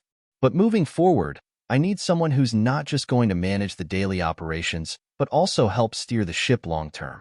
You'd be involved in the strategy, in making key decisions, and in helping guide us through the next phase of growth." Mark raised an eyebrow. "What kind of growth are we talking about? You mentioned expanding earlier. Are you thinking of opening more locations?" Dwayne smiled. "Exactly. The dealership is just the beginning. I'm looking at expanding into new markets, developing a larger inventory, and bringing in even more high-end brands. I want to create a network of dealerships, and I see you as a key player in that vision." Mark felt a mix of excitement and pressure at the idea. Expanding meant new challenges, new responsibilities. That's a huge leap. Are you prepared for that kind of growth? Dwayne leaned back in his chair, his eyes steady. I've been prepared for it for a while, but I need a partner who shares the vision. I want someone who's going to push things forward, not just react to what's happening. I'm ready for this next step, but I need you to be all in. Mark took a moment to digest what Dwayne was saying. The dealership was on the verge of something big. If he said yes, he wouldn't just be a part of that future. He'd be helping shape it. But that also meant his life was about to get a lot more complicated. I'm not going to lie, Dwayne, Mark began slowly. This is a lot to take in, but I've been thinking about it, and I feel like I've been preparing for this moment for years, maybe even my whole career. I'm not just interested in running this place. I want to build something lasting. I want to be part of something bigger. Dwayne's expression softened. I knew you'd get it. I believe in you, Mark. You've got what it takes to make this happen. Mark looked up at Dwayne, his decision clear. All right, I'm in. Dwayne's smile spread across his face. That's what I like to hear. I knew you'd be the right choice. That afternoon, Mark officially signed the paperwork for his equity stake in the dealership. The deal was done. He was no longer just a manager. He was a partner in the future of the business. As Mark stood up from the conference table, a sense of relief washed over him. He had made the choice. There would be no turning back now, but he wasn't scared. He was ready. Congratulations, Mark, Dwayne said, shaking his hand firmly. You're part of the family now. Mark smiled, feeling the weight of the moment settle in. This wasn't just a new chapter in his career. It was the beginning of something he had always dreamed about. He had a hand in the future now, a chance to leave his mark on the world. As he walked out of the conference room, the dealership felt different. It was no longer just a place he worked. It was his future. Later that evening, Mark sat at his desk, reflecting on the decision he had just made. The dealership had come a long way since Dwayne had handed him the reins, but now they were both committed to taking it even further. With his new stake in the business, Mark knew the real work was just beginning. But as he looked around the dealership, he knew one thing for certain. Whatever came next, he wasn't facing it alone. The following weeks were a whirlwind of meetings, decisions, and new challenges. Mark's new role as a partner in the dealership had already begun to change his day-to-day life. No longer was he merely managing operations. He was now a key player in the larger vision, making decisions that would shape the future of the business. And with that came a whole new level of responsibility. Mark sat up straighter, feeling a renewed sense of purpose. Sarah's words reminded him of why he'd taken the leap in the first place. This wasn't just about growing the business. It was about building a legacy, something that would stand the test of time. Thanks, Sarah. I needed to hear that. She grinned. Anytime, boss. Now, what's the plan for the new location? You've got some big decisions to make. Mark glanced back at the plans spread out on his desk, feeling the weight of the future resting on his shoulders. But this time, he didn't feel quite as uncertain. He was ready to make those decisions. He had to be. The next few weeks were filled with meetings with architects, real estate agents, and city planners. Each new development brought its own set of challenges, but Mark was more focused than ever. Every decision mattered now. As he worked closely with Dwayne, Sarah, and the rest of the team, it became clear that their shared vision for the dealership's future was stronger than ever. But even with all the forward momentum, there were moments of doubt. Mark found himself wondering if he was truly ready for everything that lay ahead. The risks were bigger, the stakes higher, and there were days when the weight of it all felt unbearable. It was one of those days when he got a call that threw him off balance. It was from his brother, Jake. Hey, Mark, you got a minute? Jake's voice was tense, unusual for him. Sure, what's up? Mark asked, his stomach tightening. It's about Mom, Jake said, the worry clear in his voice. She's been in and out of the hospital. The doctors are saying it's more serious than we thought. Mark felt a lump form in his throat. What happened? Is she okay? Jake hesitated. She's stable, but the doctors are talking about a possible surgery. They're saying it's risky. I wanted you to know. Mark's mind raced. His mom had always been the rock of their family, and hearing that her health was in jeopardy felt like a punch to the gut. He took a deep breath, trying to steady his emotions. I'll be there as soon as I can, Mark said, his voice thick with emotion. I'm coming home.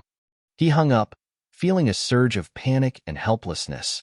Here he was, facing the biggest career decision of his life, and now his family needed him.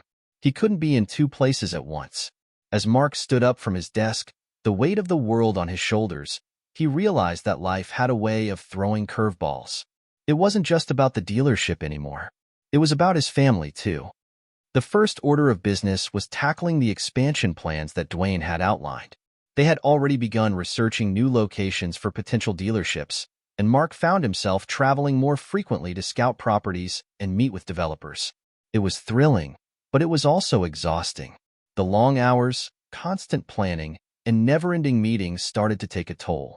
But Mark was no stranger to hard work. He'd climbed the ranks through sheer dedication, and he wasn't about to let the pressure get to him now. Still, the weight of the decisions they were making was daunting. This wasn't just about improving the existing dealership. It was about laying the groundwork for something much bigger. One morning, after a particularly grueling meeting with potential investors, Mark found himself sitting in his office, staring at the plans for a new dealership location. The potential was enormous, but so were the risks. The money they were putting into the expansion was substantial, and the pressure to succeed had never been higher. Sarah, who had become more than just a colleague, she was now a trusted advisor, knocked on the door before entering. "Hey, Mark, got a minute?" "Of course," Mark replied, pushing the paperwork aside and leaning back in his chair. "What's up?" Sarah sat down across from him, her expression thoughtful. "I know things have been pretty crazy lately. How are you holding up?" Mark smiled wryly. "I'm managing. It's a lot, though. I've never had so many decisions to make at once." Sarah raised an eyebrow. "I get that, but you're doing an amazing job. Seriously, the dealership has never been in better shape. But I can tell something's been weighing on you. You're looking at the new locations with the same expression you had when you first started here. That look of, 'I'm not sure if I'm ready for this.'" Mark chuckled, despite himself. "Yeah, I guess that's true. I keep telling myself I can handle it, but the stakes are higher now.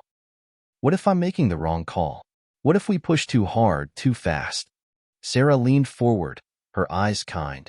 "Mark, I've seen you face challenges before. This is no different. The whole reason Dwayne chose you as a partner is because he believes in you. You're more than ready for this." Mark thought about her words for a moment.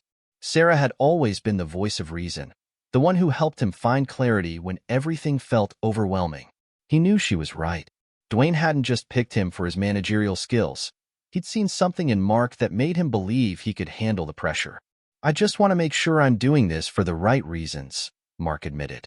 "I'm not just doing it for the money or the success. I want to create something that lasts, something that makes a real impact." Sarah smiled, nodding. "I know you do, and you will. You've got the passion, the drive, and the skills.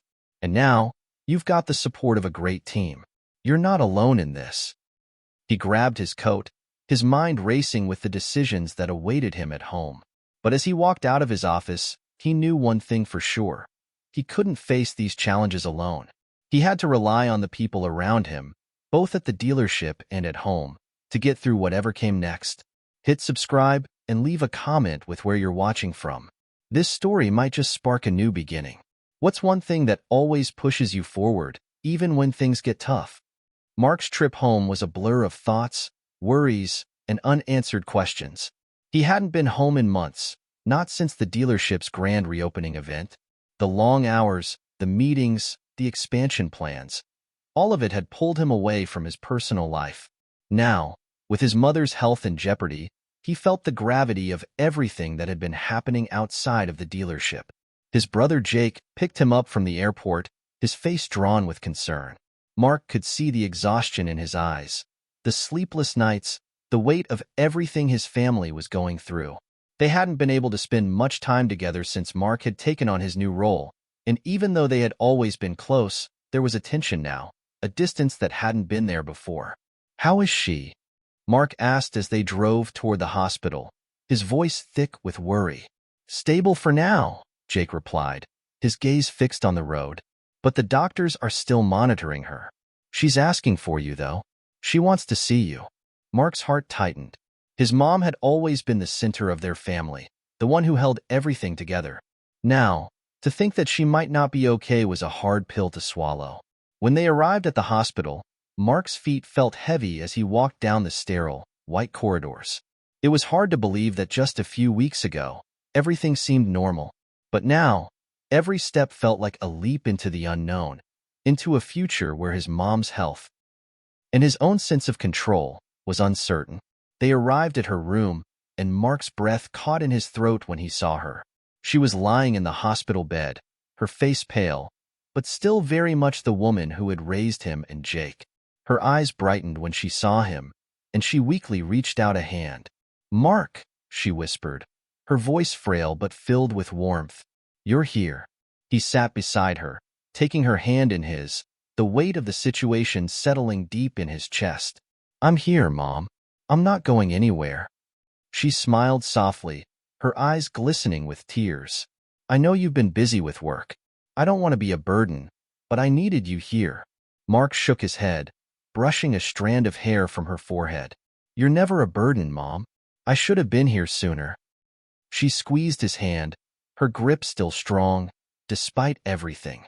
"You've got big things happening, I know. But don't forget to take care of yourself, too. This business of yours, it's important, but it's not everything. You've got your family, Mark. Don't lose sight of that." Her words hit him harder than he expected. For months now, he'd been consumed by the dealership, its expansion, its future, and he hadn't realized how much time had passed since he'd really been present for his family. He had thrown himself into the business because it felt like his purpose, but now, sitting by his mother's side, he realized that he had neglected the very people who had always been there for him. "I'm sorry, Mom," he said, his voice breaking slightly. "I've been so caught up in everything. I didn't mean to pull away." She smiled weakly, her eyes full of understanding. "You're doing something good, Mark. But remember, life is short. It's not about how much we achieve, it's about who we're with when we get there." Mark nodded, fighting back the lump in his throat. He didn't want to think about losing her, but he knew that the clock was ticking. "I'll be here for you. I promise." As the hours passed, Mark sat by his mother's side, listening to her talk about memories from his childhood, offering advice, and telling him stories of her own life. Despite her frailty, there was still that spark in her, still that same fire that had made her the glue holding their family together. The night stretched on, and Mark's thoughts drifted. His phone buzzed on the table beside him, an email notification. He glanced at it. It was from Dwayne. "Dwayne, hey Mark, I know you're dealing with some personal stuff right now, but when you're able, I'd like to check in on the expansion plans. I'm here if you need me, but I trust you're keeping things moving forward. Let me know if you need anything." Mark sighed, feeling torn. The dealership was still moving forward without him, but it wasn't the same without his input. He had worked so hard to get it to this point, and now, with everything going on with his mom, he was struggling to find a balance. As the night wore on, he couldn't help but feel a growing sense of guilt. He wanted to be there for his family, to make sure his mother was okay. But he also wanted to honor the commitment he had made to the dealership and Dwayne. There was so much at stake now, and he wasn't sure how to juggle it all. The following morning, Mark took a moment to step outside the hospital for some fresh air. He needed clarity, something to ground him as he navigated this new chapter in his life. It was one thing to take on the responsibility of running a dealership. It was another to be there for the people who had shaped him. As he stood outside, his phone buzzed again. It was Sarah. "Sarah, I know you're with your mom, Mark. Just wanted to check in. I've got everything under control at the dealership, but I know you're dealing with a lot. Don't worry about the business right now. We'll manage it until you're ready to come back." Mark felt a wave of relief wash over him. Sarah's message was exactly what he needed to hear. She was right. He didn't have to do it all on his own. He had built a strong team, and they were more than capable of handling things in his absence. He quickly typed a response. "Mark, thanks, Sarah. I really appreciate it. I need some time here with my family, but I'll be in touch soon. You've got this. Thank you for being there." He hit send and looked up at the sky, taking a deep breath. He was finally starting to understand what his mom had been trying to tell him all along. Life was about balance. It was about finding a way to give yourself fully to the things that mattered, without losing sight of who you were and where you came from. Mark knew that there would always be challenges ahead, both at the dealership and in his personal life. But he also knew that, with the right support, he could navigate them. It wasn't just about making the right decisions. It was about being present in both his work and his family. As he walked back into the hospital, his heart a little lighter, he made a silent promise to himself. He was going to find a way to balance it all, because in the end, that was what mattered most. Mark's time at home with his mother was a difficult but necessary break. Every day, he split his time between the hospital and the family house, but the whole while, his mind wandered back to the dealership. The constant flood of decisions, the new dealership locations, the investors, the suppliers, it didn't stop just because his personal life had taken a hit. But Sarah's message had reminded him of something crucial. He wasn't alone in this. It wasn't just about Mark anymore. It was about teamwork, support, and trust. As much as the dealership meant to him, he knew he couldn't let it consume him completely. There had to be a balance, and part of that balance was trusting those around him to handle things when he couldn't. After a week of being at home, Mark finally felt the pull to return. His mother's health was improving, but she was still in recovery, and his family had everything under control. It was time to step back into his role, to be the leader he knew the dealership needed. The morning Mark flew back to the city, he felt a mix of apprehension and relief. He wasn't sure what he would find waiting for him at the dealership, but he knew that a lot had happened while he'd been away, and he knew he needed to hit the ground running. He arrived at the dealership just after lunch, stepping through the front doors with a sense of determination. The place had the same energy, the same buzz it always did, but Mark could tell it wasn't the same. Things were moving forward, but they were moving differently without him. Sarah was the first to greet him as he walked through the showroom. She had a coffee in hand, and there was a hint of relief in her eyes when she saw him. "Welcome back, Mark," she said, offering a reassuring smile. "We've held down the fort, but it's good to have you back." Mark gave her a tired but grateful nod. "I've missed a lot, haven't I?" "A bit," she replied with a smirk, "but we've been managing. There are a few things we need to go over, but nothing we can't handle." As Mark walked into his office, he immediately noticed the changes. The whiteboard on the wall was filled with notes, deadlines, and new goals. There was a new sense of direction, one that had emerged in his absence. "Things have been moving fast," Sarah continued. "We've been getting more inquiries for the new locations. The team's on top of it, and we've even secured a few partnerships we hadn't anticipated." Mark sat down at his desk, his hands instinctively going to the keyboard to check the numbers and emails that had piled up during his time away. The reports came in, more interest in the new locations than they had initially projected, a strong forecast for the upcoming months, but there was one thing that stood out. The dealership's financial standing had improved substantially. "Sarah," Mark said, his voice a mix of surprise and admiration, "this is incredible. You and the team have really stepped up." She shrugged modestly. "We did what needed to be done, but we all knew you'd be back soon, and we're ready for the next step." Mark leaned back in his chair, still taking in the improvements, but a sense of unease stirred within him. "I've been away for too long. I've been trying to catch up, but I don't want to come back and start making decisions without fully understanding everything that's been happening." Sarah nodded. "You don't have to do it all on your own. That's what we've been trying to show you, Mark. You've built a team that can handle things when you're not around. That's what real leadership is about, trusting the people around you to step up." Dwayne nodded, understanding the hesitation. "I get it, but think about what it could do for us. We could become a nationwide name. We could have a bigger impact, reach more customers, and bring in even more revenue. The question is, are you ready to take that leap?" Mark sat in silence for a moment, his mind grappling with the magnitude of the decision. It wasn't just about expanding the business anymore. It was about what kind of company they were becoming, and whether the vision he and Dwayne had would still be in their hands after the deal was done. "I need some time to think," Mark said finally. "This is a game changer." Dwayne stood and offered his hand again. "Take all the time you need. But remember, this opportunity won't be around forever." Mark shook his hand, his mind racing as he left the office. The stakes had never been higher, and this decision would define the future of the dealership. As he walked back to his office, Mark realized that it wasn't just about trusting his team anymore. It was about trusting himself to make the right call.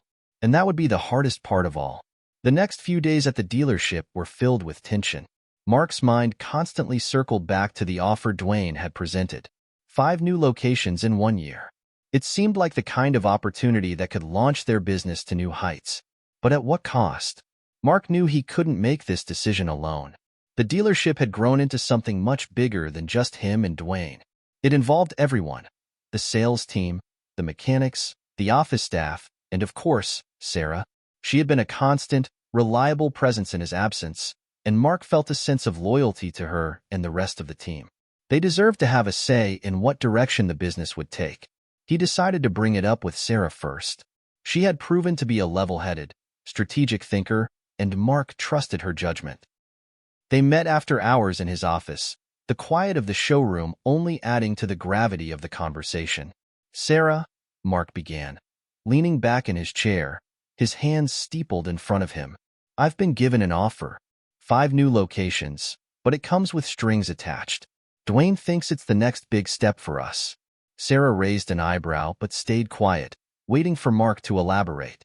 Mark continued, explaining the situation in detail: the money, the investors, the control they would have to cede in exchange for the expansion. He could see the wheels turning in Sarah's mind as she processed the information. Mark felt a weight lift off his shoulders.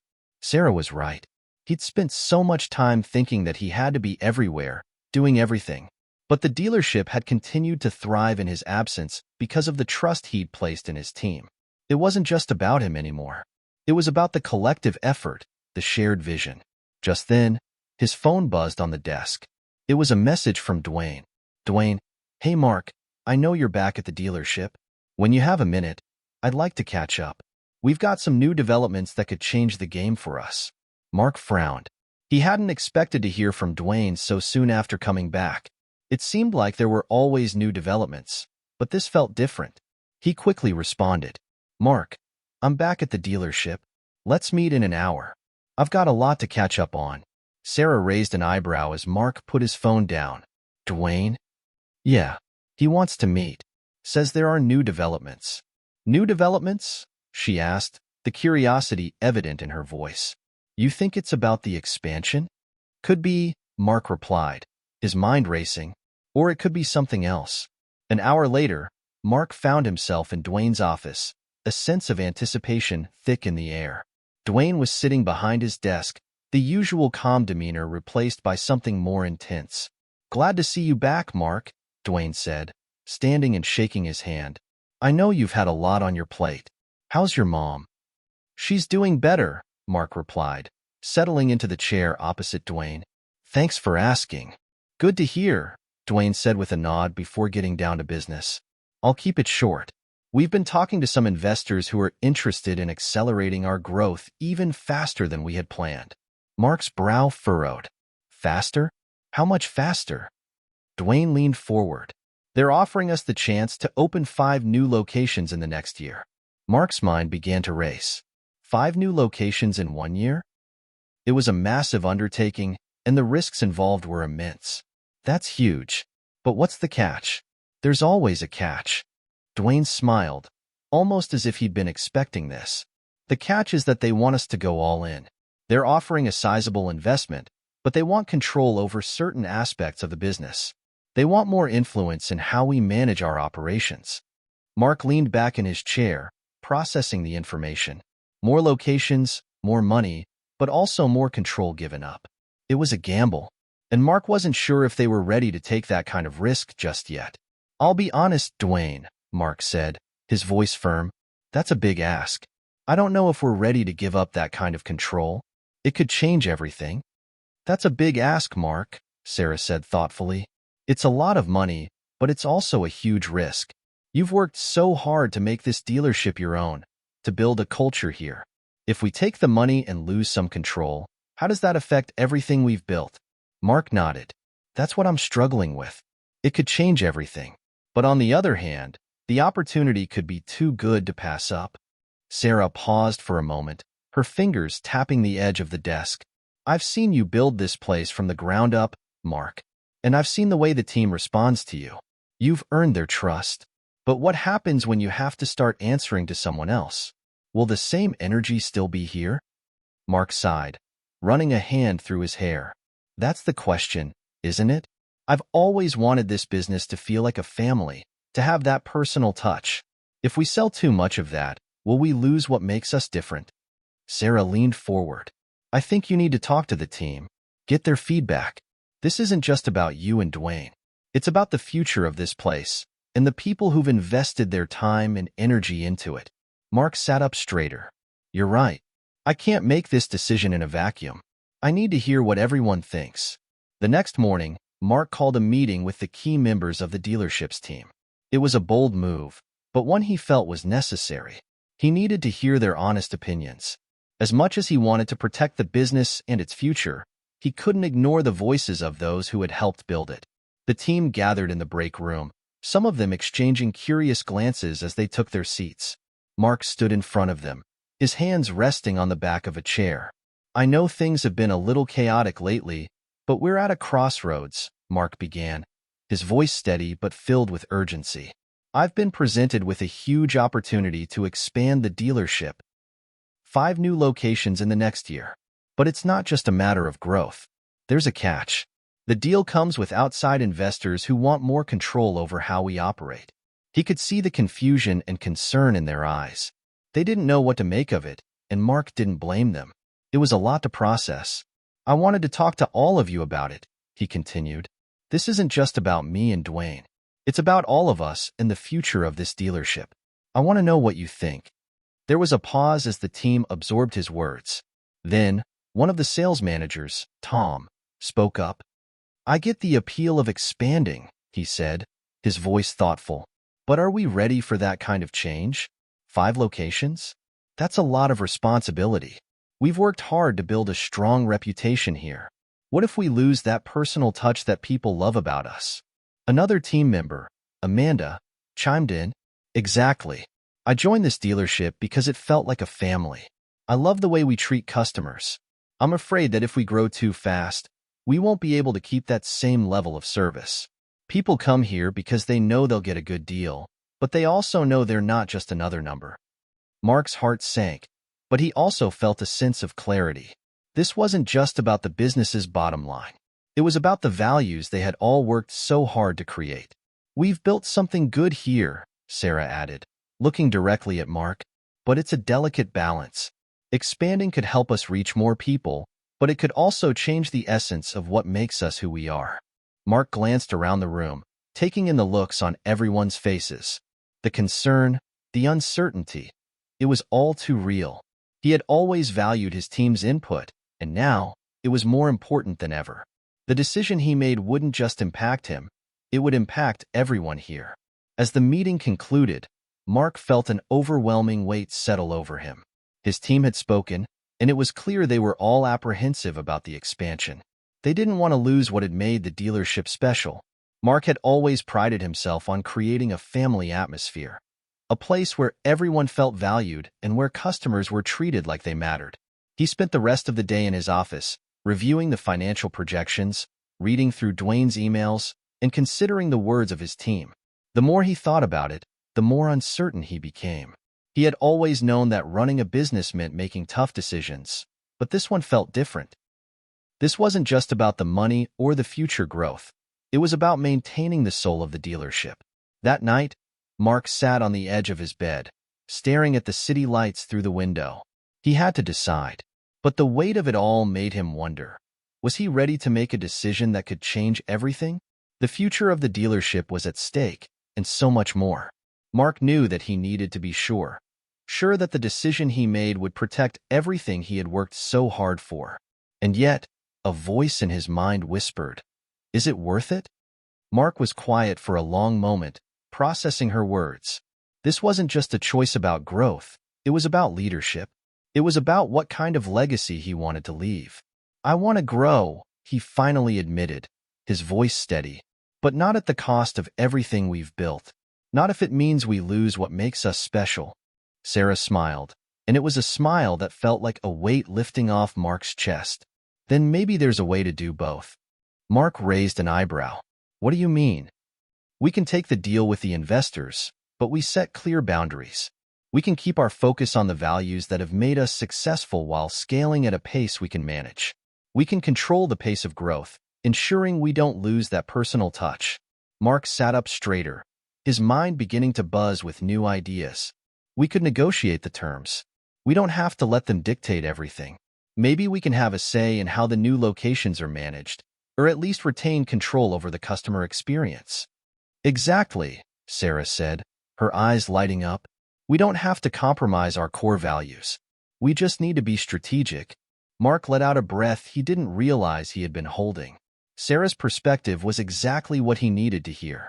There was a way forward. It wasn't about choosing between expansion and preservation. It was about finding a balance. You're right, Mark said, standing up from his desk. We can make this work. That afternoon, Mark called a meeting with Dwayne. He had made up his mind. The decision wasn't easy, but it was clear now. They would take the offer, but with conditions. They would negotiate the terms to ensure that they didn't lose control over what mattered most: how the business was run, the quality of customer service, and the values that had defined the dealership from the start. Dwayne was surprisingly receptive when Mark laid out his plan. I get it, Dwayne said, nodding thoughtfully as Mark spoke. You're right. The last thing we want is to grow too fast and lose the heart of the business. We can work with the investors on that. Mark felt a wave of relief wash over him. It wasn't going to be easy. There would be compromises and hard conversations ahead, but at least he wasn't alone in this. Dwayne was on board. And, more importantly, the team was behind him too. The morning light filtered through the blinds, casting long shadows across Mark's office. The weight of the decision still hung heavy on his shoulders. He hadn't slept much the night before. Too many thoughts raced through his mind, each one more urgent than the last. Should he take the offer? Or should he follow his team's instincts and steer the dealership in a different direction? The echoes of their concerns lingered in his mind. Will we lose our identity? Will we still be the same place that customers trust and employees love? The thought of losing what he had built made his chest tighten. He had always believed that the dealership was more than just a business. It was a family, a place where people came together to achieve something greater. Was he willing to gamble that for the chance of quick expansion? Sarah had been right. He couldn't make this decision alone. And after talking to the team, he knew that they were all more invested than ever in preserving the values that had made the dealership so successful. Their voices weren't just a reflection of concern. They were a reminder of why they had come together in the first place. Mark leaned forward and placed his hands on the desk, his fingers tapping rhythmically. The decision seemed endless, like a puzzle with no clear solution. But as he sat there, lost in his thoughts, a knock on the door broke through the silence. Come in, Mark called out, lifting his gaze to see Sarah stepping inside. Mind if I sit down? She asked, already pulling out a chair and sitting across from him. You've been looking a little distant this morning. Mark exhaled, a small chuckle escaping his lips. You've got a good eye, Sarah. I'm just trying to figure this all out. Sarah nodded, her gaze steady. I know. It's a big decision. But you don't have to make it in a vacuum. Whatever you decide, we're all behind you. That simple declaration cut through the fog in Mark's mind. It wasn't about making the right choice on his own. It was about the people around him, about how they would support each other through whatever came next. It had always been about the collective. I've been thinking, Mark said slowly, leaning back in his chair. About what you said, the dealership isn't just about me. It's about the team. I know that's true.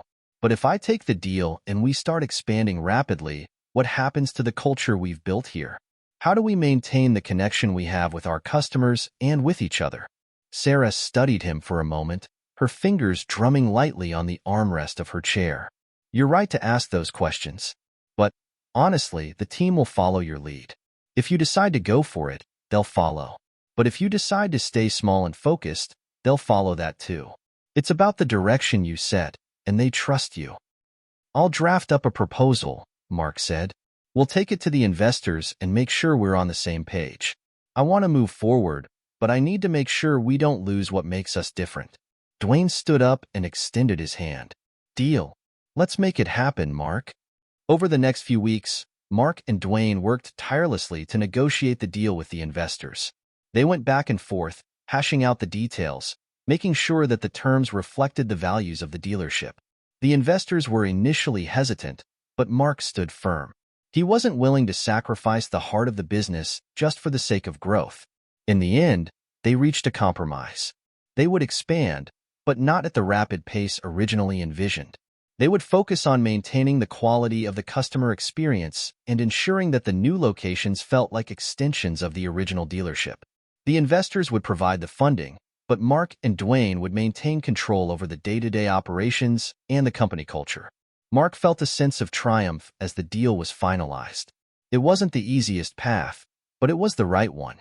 And as the dealership began its expansion, Mark knew that the future was full of possibilities, but it was also a future that would remain true to everything they had built.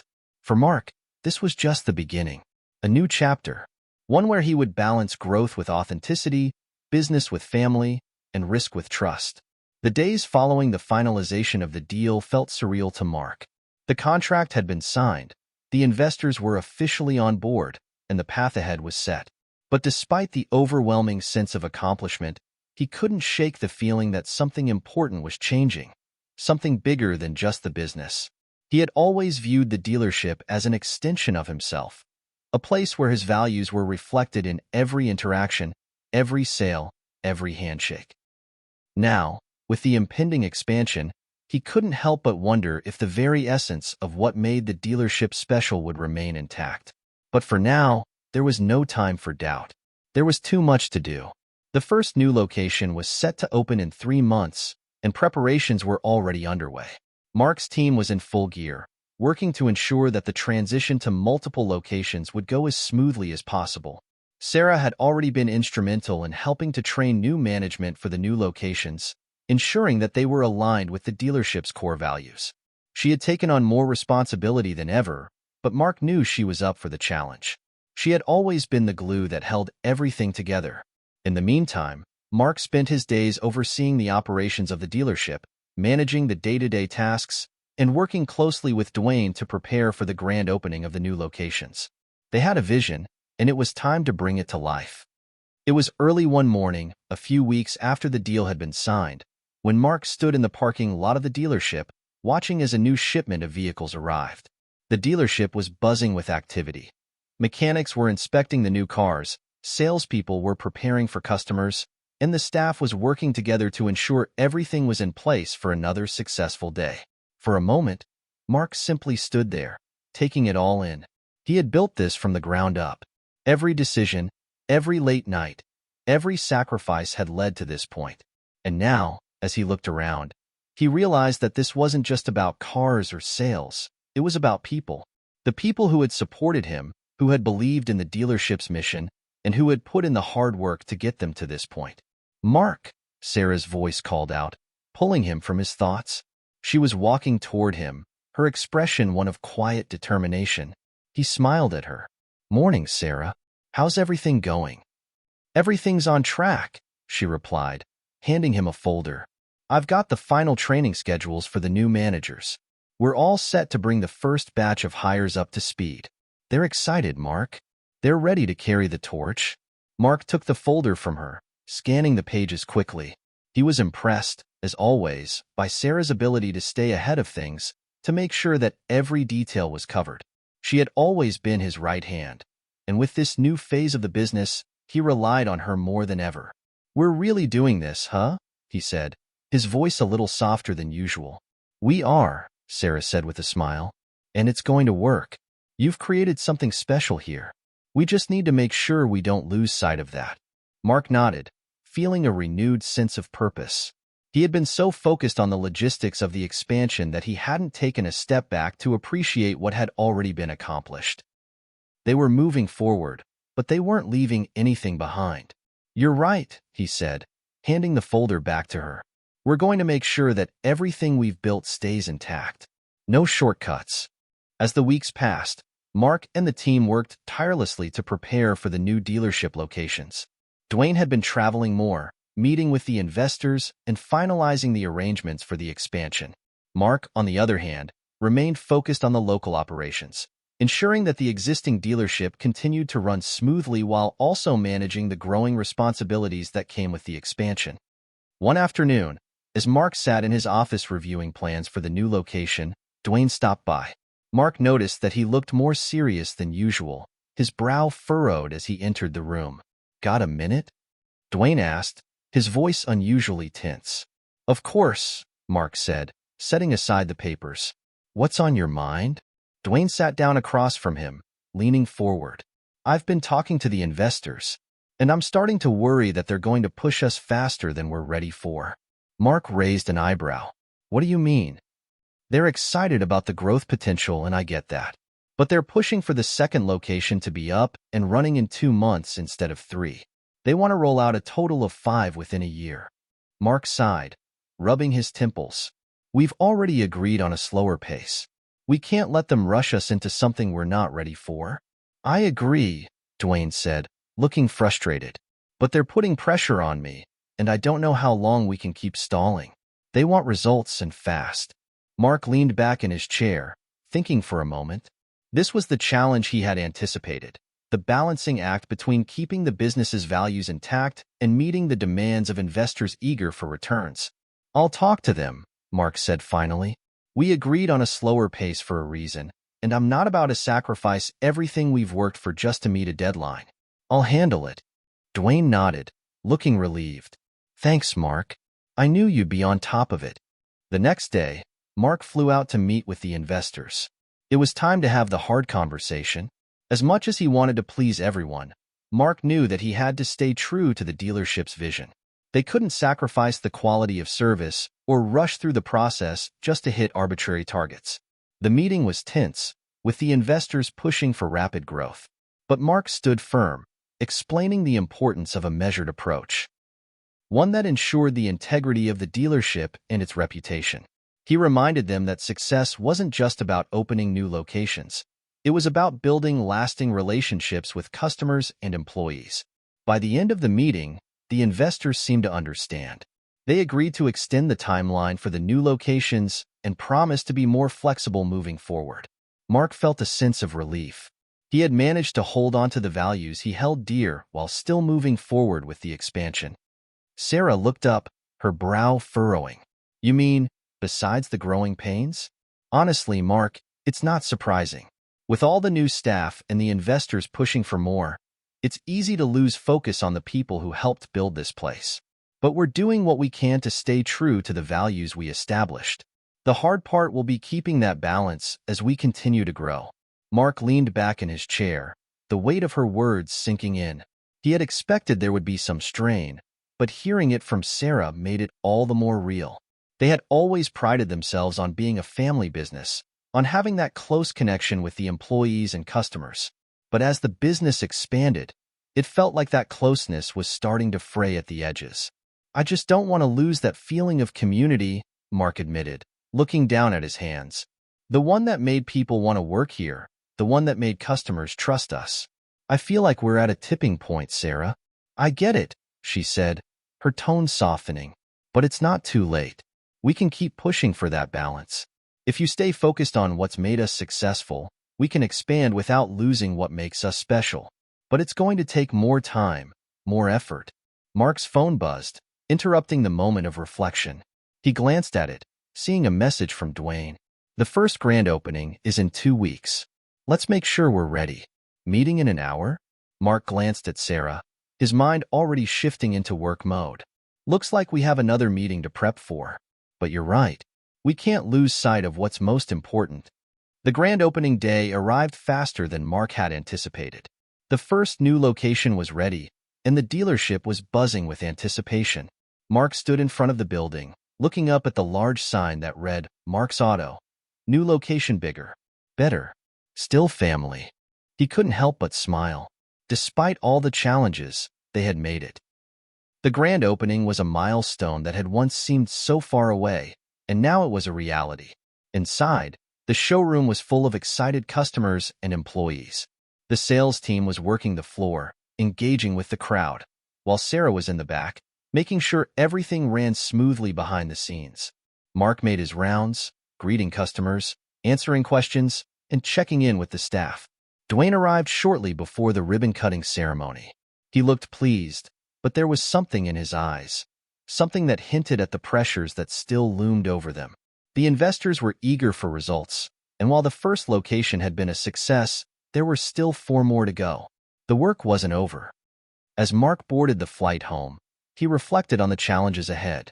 The expansion was no longer just a possibility, it was happening.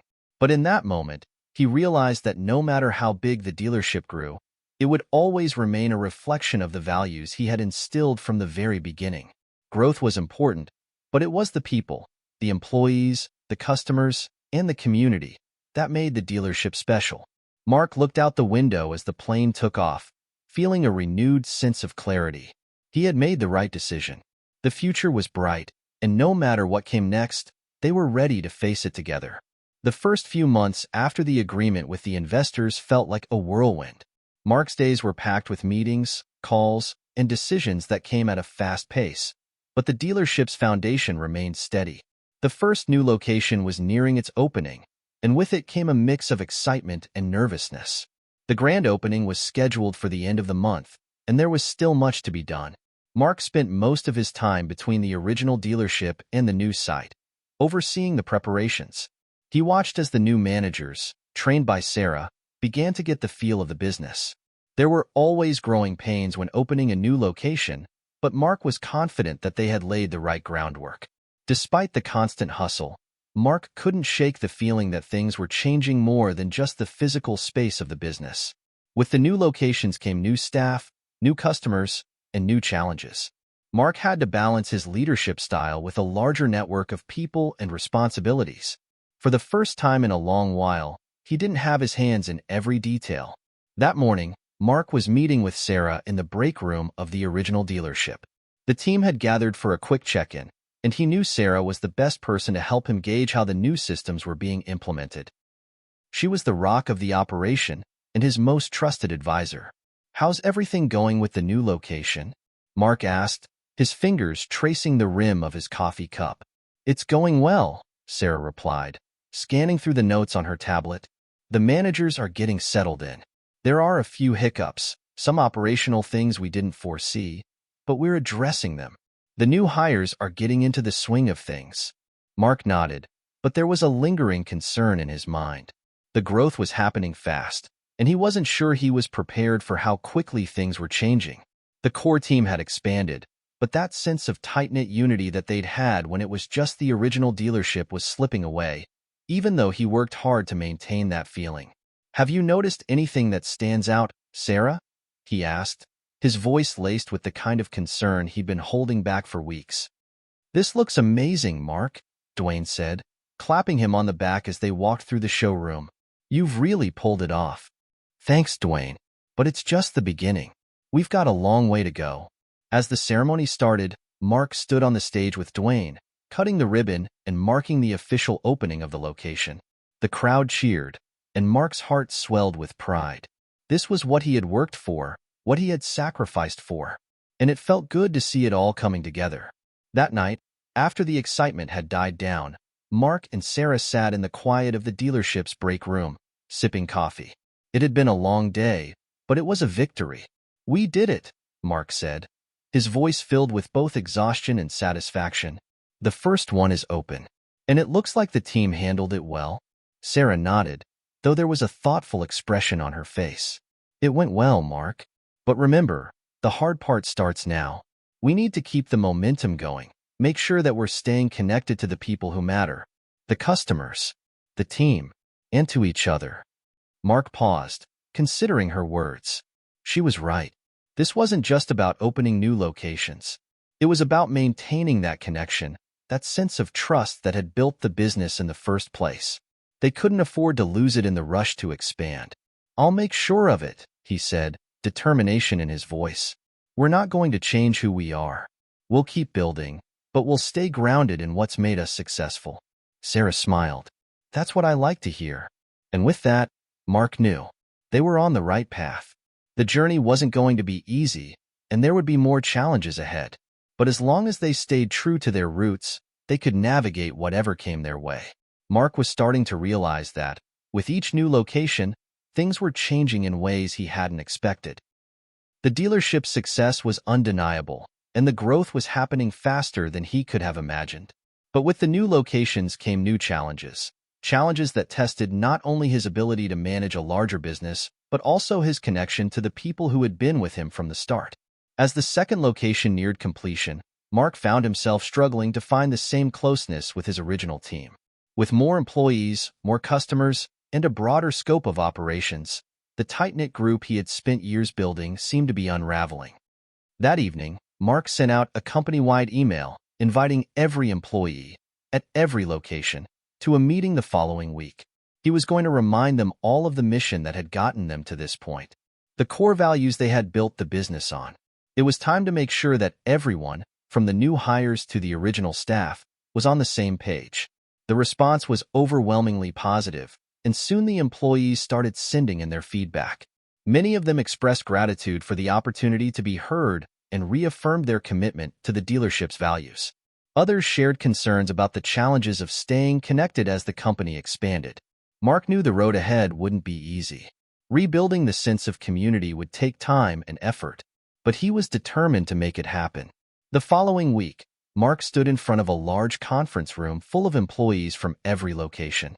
There were a few new faces, but also many familiar ones, the ones who had been with him since the start. Sarah was beside him, ready to assist with the meeting. Mark could feel the weight of the moment as he prepared to speak. "I know things have been moving fast," Mark began, his voice carrying across the room. "And with that speed, we've had to make some changes. But the one thing that hasn't changed, and never will, is who we are. The values that this company was built on. The idea that we are more than just a business.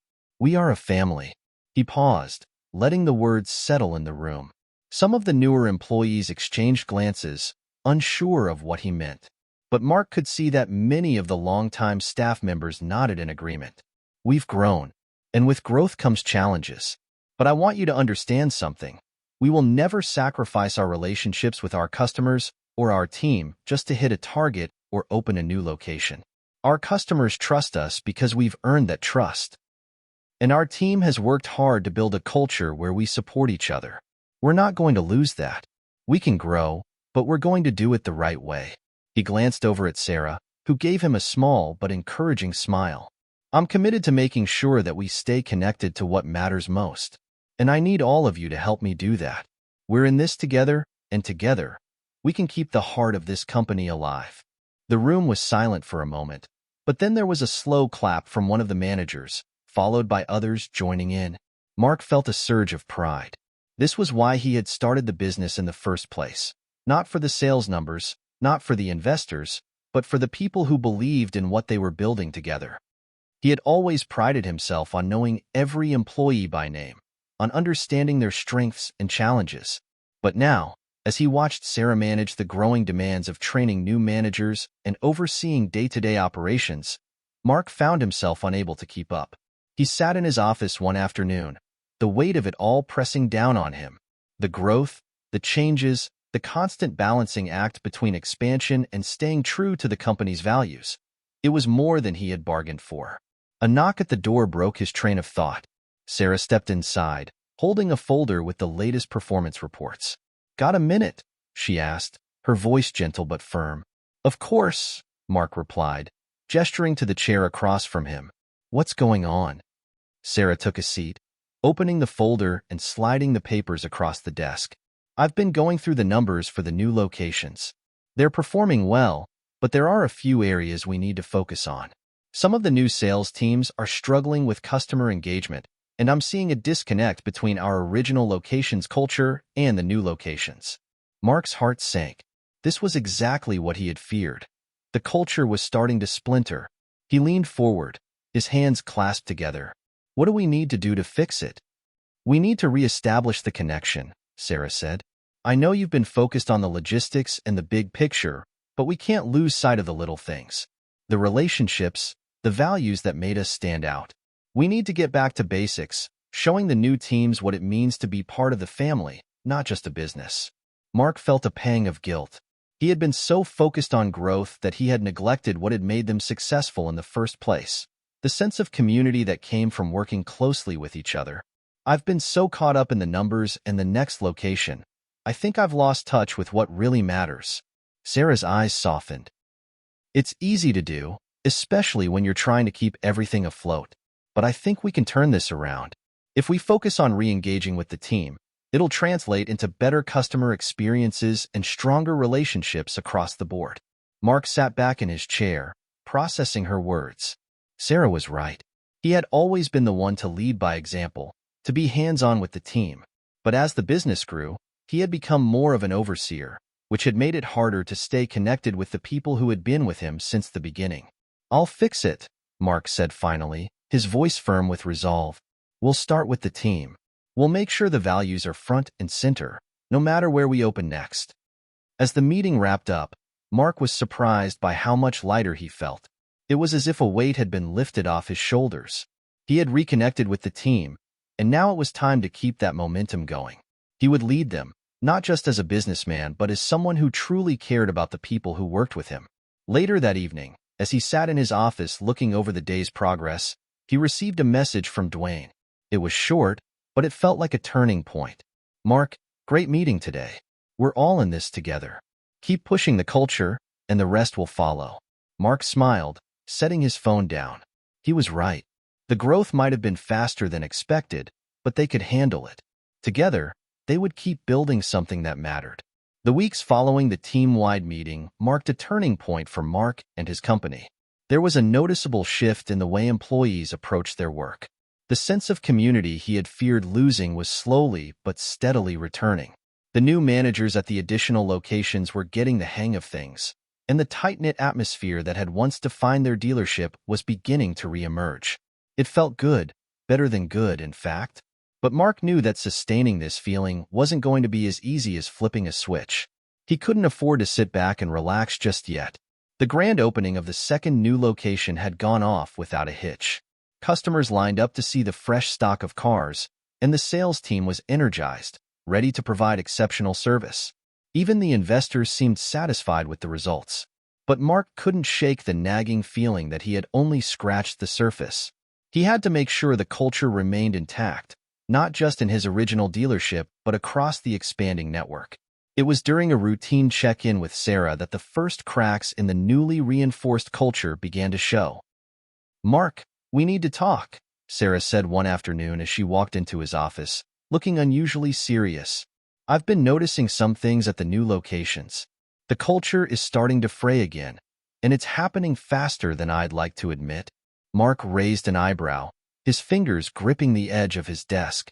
"What kind of things?" "Some of the new managers are feeling the pressure. The expectations are high, and they're starting to lean on the team to produce results faster. The family vibe that we've worked so hard to establish, it's beginning to get lost in the rush for numbers." Mark sighed, rubbing his temples. This wasn't what he had hoped for, but Sarah's concerns weren't unfounded. The investors had been clear. They wanted rapid expansion, and that meant pushing sales. But they couldn't afford to let the business lose what made it stand out in the first place. "Did you talk to them?" Mark asked, trying to remain calm. "What are they saying?" "I have," Sarah replied. "They're under pressure, and it's affecting their leadership. Some of them are starting to treat the sales team like numbers, not people. The ones who were here from the beginning are starting to notice. The tension is real." Mark leaned back in his chair, his mind racing. He had known this day would come, where the balance between growth and the values they had fought to uphold would be tested. But this felt like a critical moment. If he didn't act quickly, the culture they had worked so hard to build could slip away. "I need to meet with them," Mark said finally, his voice firm. "I'll speak with the managers at the new locations and remind them of what we're really about. We can't let this go any further." Sarah nodded, clearly relieved. "I think that will help. But it's going to take more than just a meeting. We have to make sure that the message resonates throughout the entire organization. Every single person has to understand that we're not just about the bottom line." "I know," Mark said, determination flooding his voice. "I won't let the heart of this business slip away. We'll get through this." The following week, Mark flew out to visit the new locations in person. He wanted to get a true sense of what was happening on the ground. He needed to see for himself how the team was operating and what kind of atmosphere had developed. He had always believed in leading from the front, showing the team that he was there, not just in spirit but physically present when it mattered most. When he arrived at the second location, the atmosphere felt different than what he remembered during the grand opening. The showroom floor was quieter, the salespeople were more subdued, and there was a tension in the air that hadn't been there before.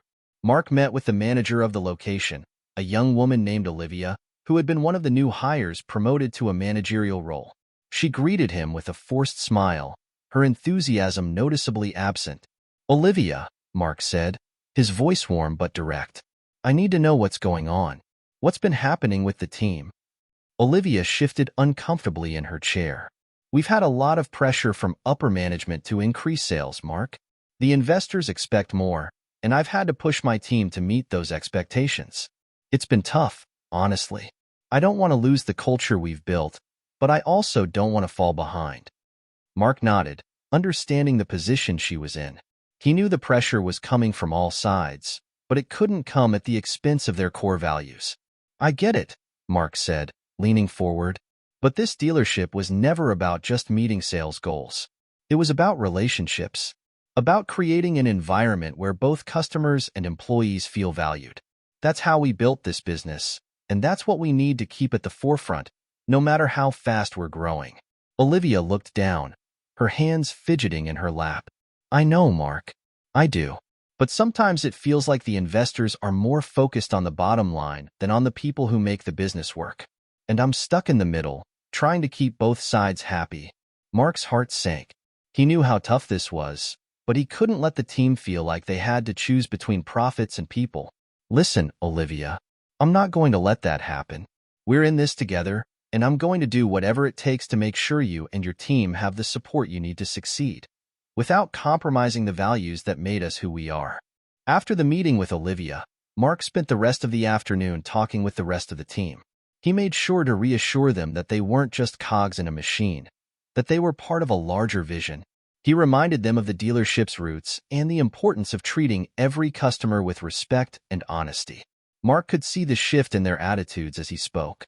They were eager to hear the reassurance that the values they believed in would not be sacrificed for profit. Later that evening, as Mark sat in the quiet of the hotel room, he reflected on the day's conversations. It was clear that the pressure to meet financial goals was a significant challenge, but it wasn't an impossible one. They needed a new way to balance growth with the core mission that had made them successful. He knew this wasn't just a one-time fix. The investors would continue to push for results, and the stakes were higher than ever. But Mark was determined. He couldn't let the dealership become just another corporate entity. It had to remain something special, something that honored the people who had been there from the start, as well as the customers who trusted them. As he lay in bed that night, he made a promise to himself.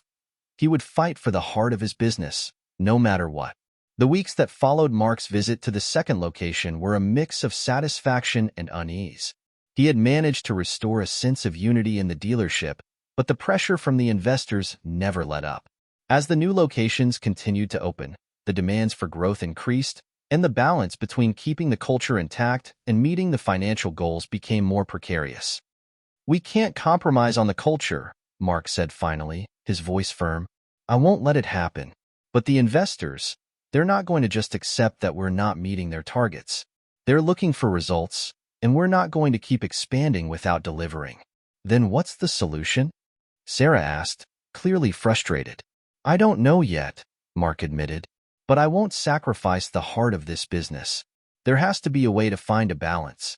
We can't just be another dealership focused only on profits." "I'm with you," Sarah said, her voice full of conviction, "but we're running out of time. We need a solution before we lose more of the team." The next morning, Mark had a meeting scheduled with Dwayne. The pressure from the investors was becoming unbearable, and Mark needed to know where they stood. Dwayne had been a strong advocate for the culture, but Mark wasn't sure how much longer that stance would hold in the face of mounting pressure. As they sat down in Mark's office, Dwayne wasted no time getting to the point. "Mark, the investors are happy with the performance, but they want more.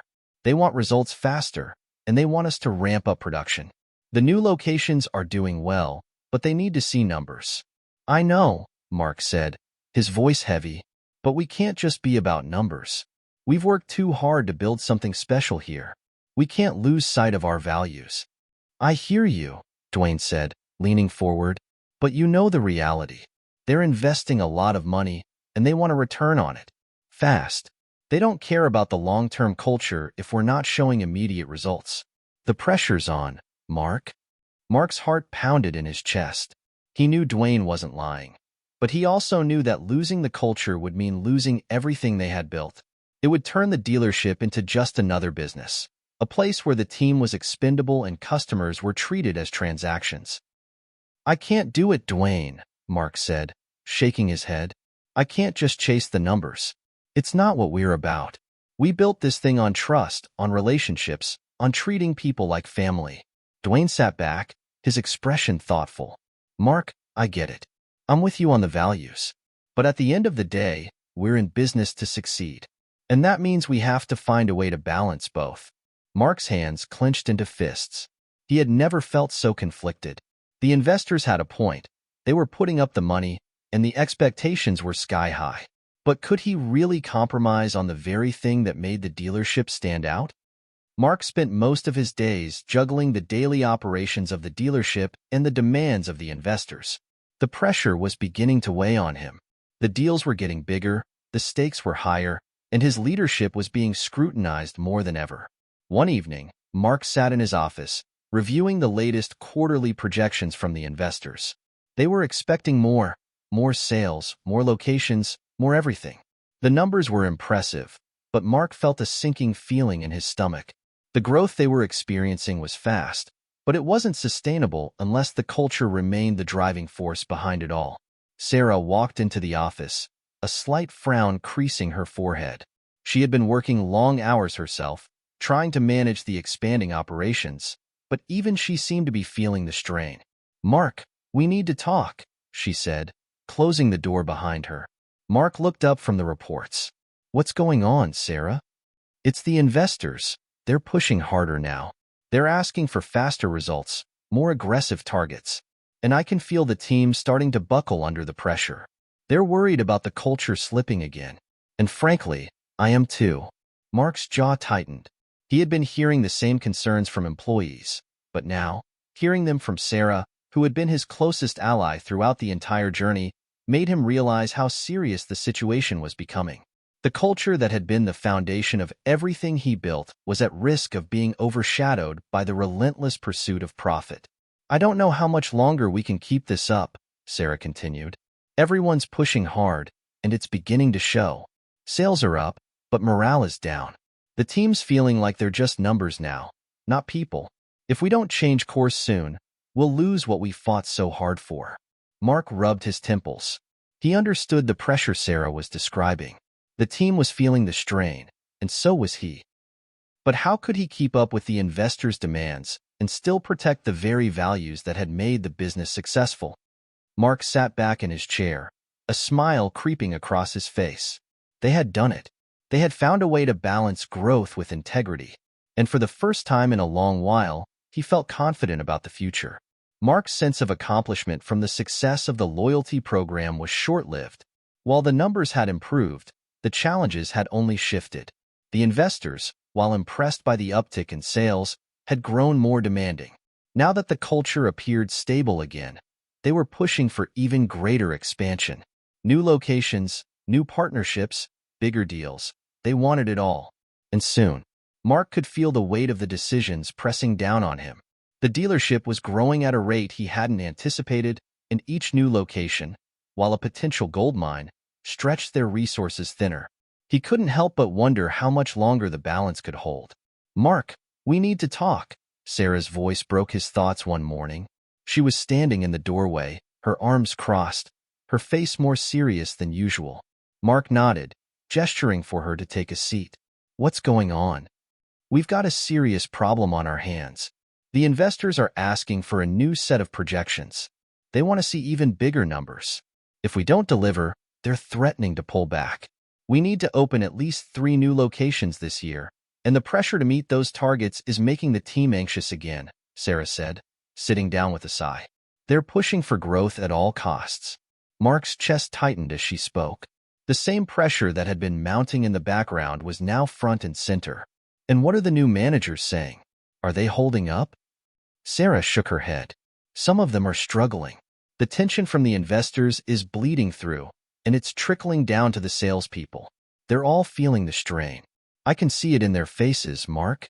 Mark leaned back in his chair, rubbing his eyes. We can't keep doing this, Sarah. I won't sacrifice everything we've built. I can't just expand without making sure the culture is intact. I need to figure out a way to give the investors what they want without losing the heart of this business. I know, Sarah replied, her voice softening, but I don't think we can keep avoiding it. The investors want results, and they won't wait much longer. The next couple of months are critical. Mark took a deep breath. He could feel the tipping point coming, the place where he would have to make a decision that could define the future of the dealership. He knew that if they didn't find a solution soon, they might lose control of the direction the business was heading. I'm not willing to compromise on what's important, Mark said, his voice low but resolute. I'll find a way to make this work without losing the heart of the business. But I need your support, Dwayne. I need you to back me on this. Dwayne looked at him for a long moment. Finally, he nodded. I'll back you. I know we can do this. We just need to be smart about it. That night, Mark sat at his desk, staring out the window as the city lights twinkled in the distance. The pressure from the investors was only going to get worse, but he knew one thing for sure.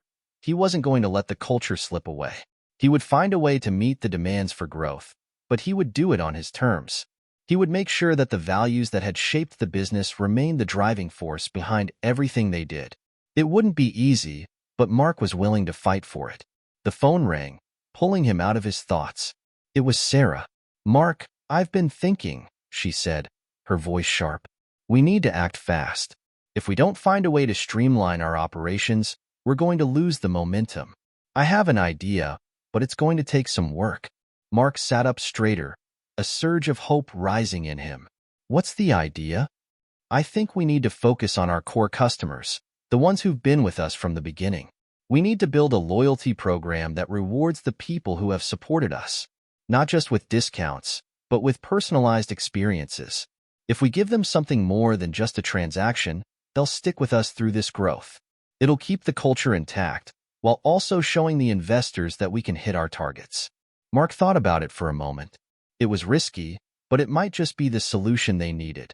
A way to stay connected to their roots while meeting the demands of the investors.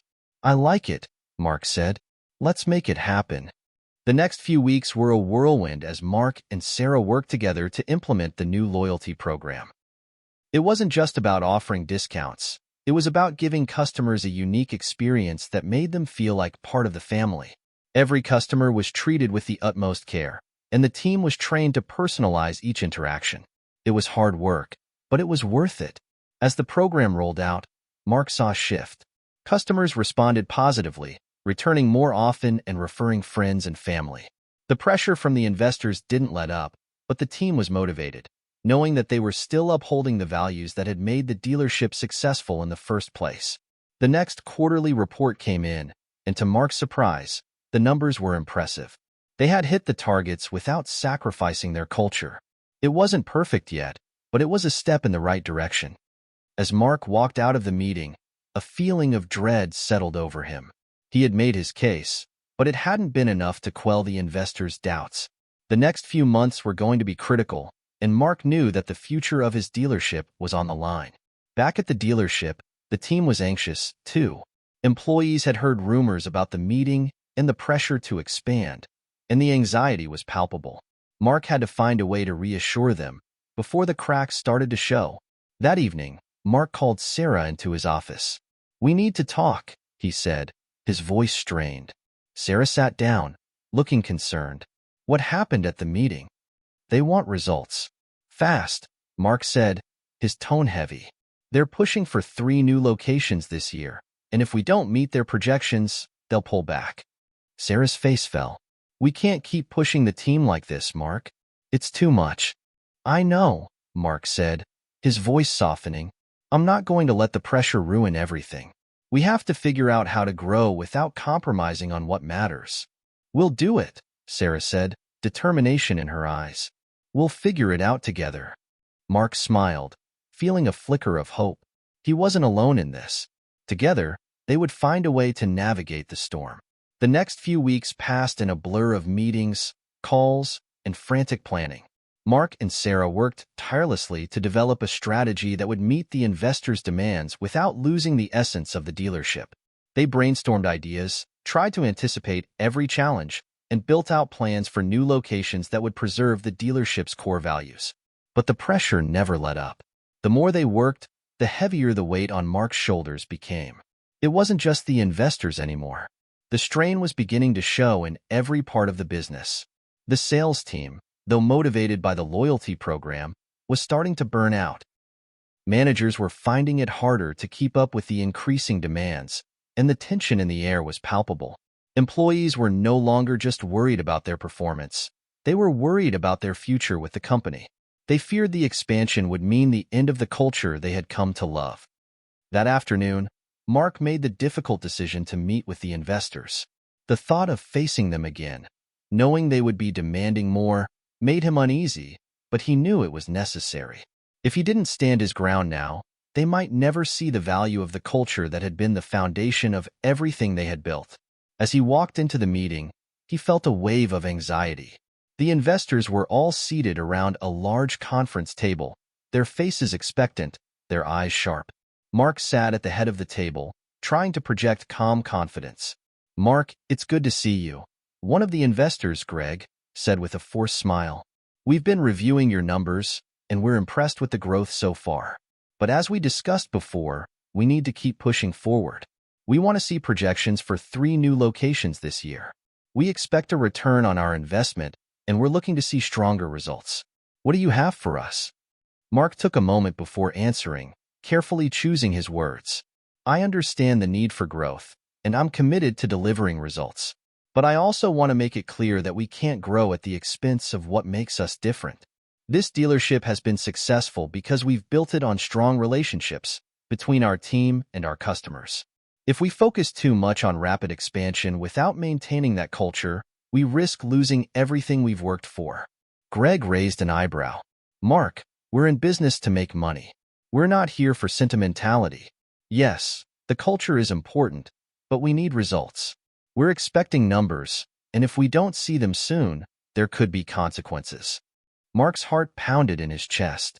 The pressure was mounting, and he could feel himself being cornered.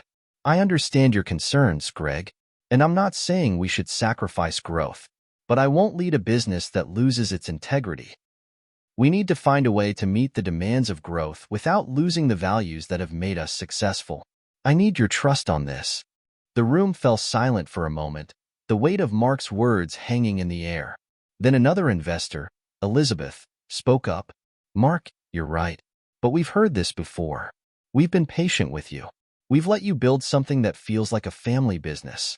But we need to see tangible results, and we need them fast."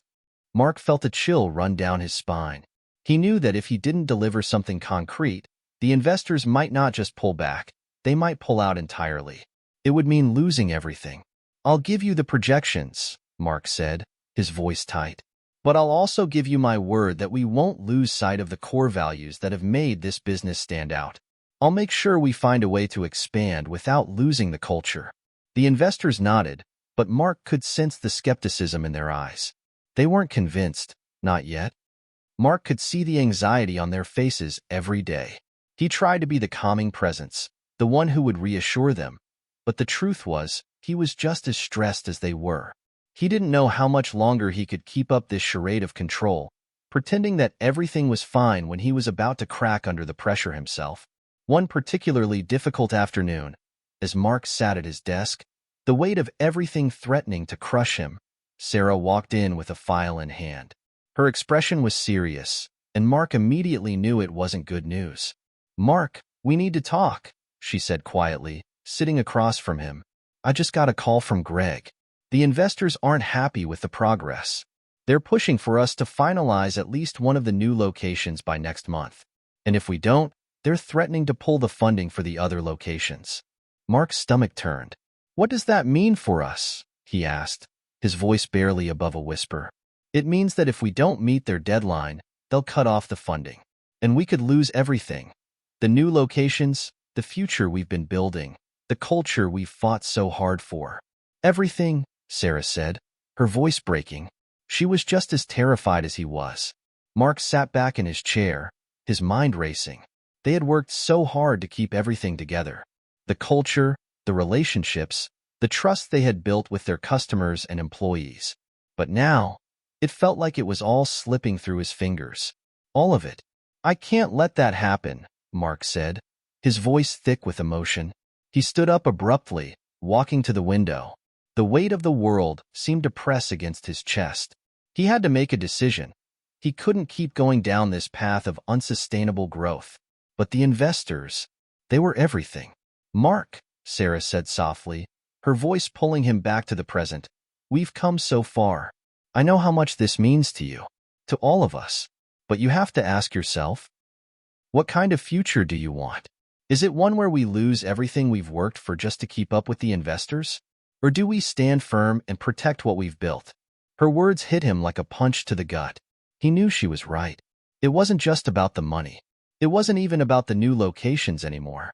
It was about the heart of the business, the very thing that had made it stand out in the first place. Mark turned around slowly, his mind made up.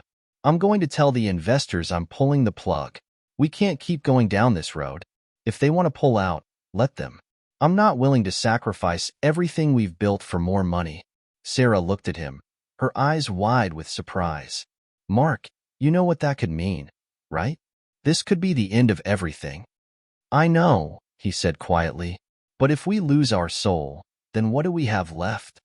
The next day, Mark called a meeting with the investors. It was time to make the hardest decision he had ever made. He knew that by taking this stand, he risked everything, the future of the dealership, his relationship with the investors, and even the team he had spent so much time building. But he couldn't go on pretending that everything was fine when he knew deep down that they were on the edge of a cliff. As he walked into the conference room, he felt a strange calm settle over him. It wasn't the calm of certainty, but of resolution. He had made his decision, and now it was time to face the consequences. Mark, Greg said, greeting him with a stiff nod. We're glad you could make it. We've been waiting for your projections for the new locations. We're excited to see what you've come up with.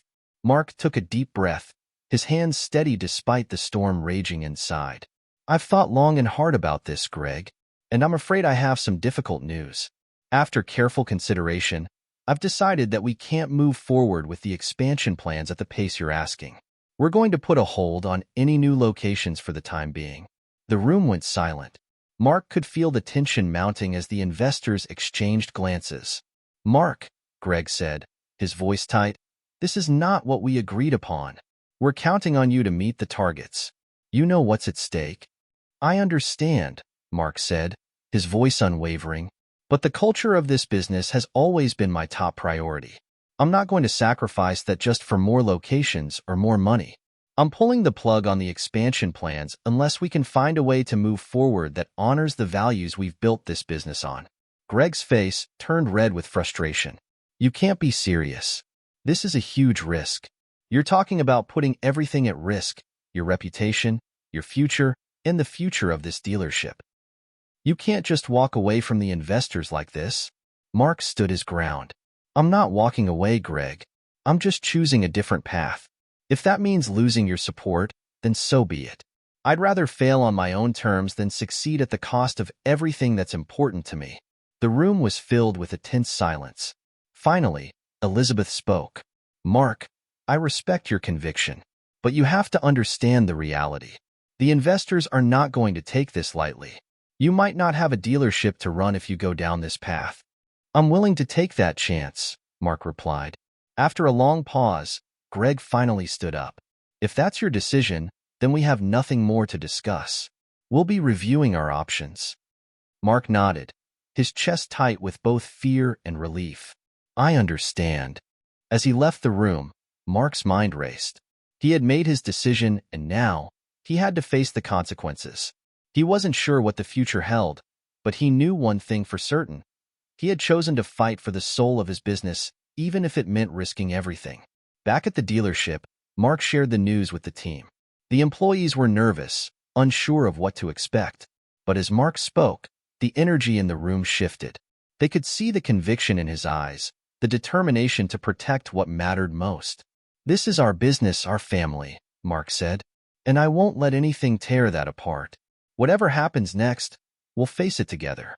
We've come this far, and we're not giving up now." The team erupted in applause, their spirits lifted. For the first time in weeks, the pressure seemed to lift, and there was a renewed sense of hope. But Mark knew the road ahead wouldn't be easy. The investors might have pulled back, but they hadn't seen the last of him. And whatever the future held, Mark was ready to fight for the future of the dealership, no matter what it took. Days passed, each one bringing more tension. Mark had made the decision to stand firm, but the aftermath of his meeting with the investors left a gnawing emptiness in his stomach. He knew he had to act quickly. There was no time to waste. With every passing day, the threat of losing the dealership grew stronger. The investors weren't known for being patient, and their tolerance for risk was minimal. Mark's mind was consumed with one question: what now? He had already told the team about the situation, but that didn't make the uncertainty any easier to deal with. In fact, it made things harder. The employees had rallied around him, but they were also beginning to fear the worst. The sense of security they'd once felt was now a distant memory. Some had even started looking for other jobs, unsure of how long the dealership would survive without investor backing. Sarah, as always, was there to support him. She could sense the doubt creeping in when she saw him sit at his desk, staring blankly at the numbers. It wasn't the same Mark she knew, the determined, confident leader who'd never been afraid to take a chance. This version of him seemed drained, unsure, and perhaps even a little broken. "We can't keep going like this, Mark," Sarah said one evening, after seeing him working late again. "You're burning out.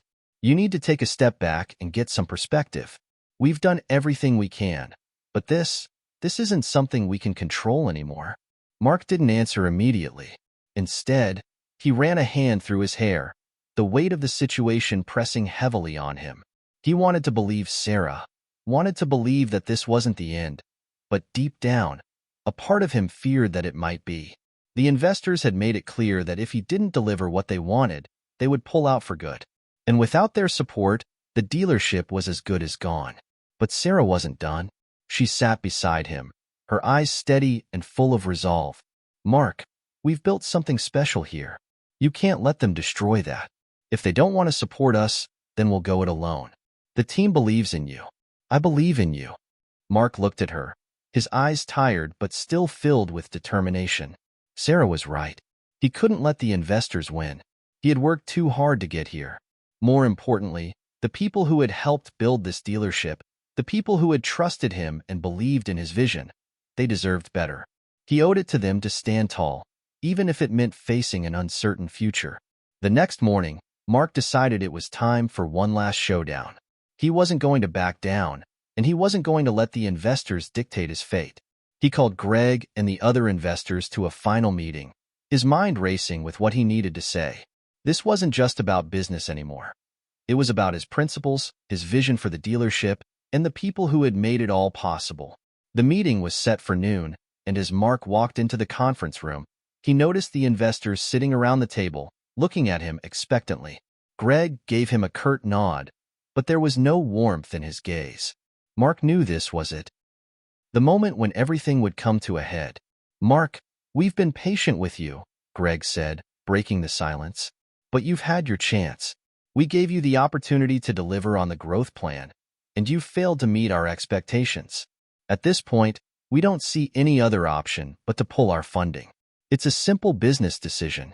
Mark took a deep breath, his heart pounding in his chest. This was the moment of truth. He wasn't about to back down now. And as for the investors, they never returned. But that didn't matter. Mark had learned that true success wasn't about the bottom line. It was about building something that lasted, something that mattered, something that had heart. Hit subscribe and leave a comment with where you're watching from. This story might just spark a new beginning. What's one thing that always pushes you forward, even when things get tough? "I appreciate your patience, Greg," Mark began, his voice steady. "But I've made my decision. I'm not going to expand this dealership just for the sake of numbers or profits. I've spent years building a company based on integrity, trust, and relationships.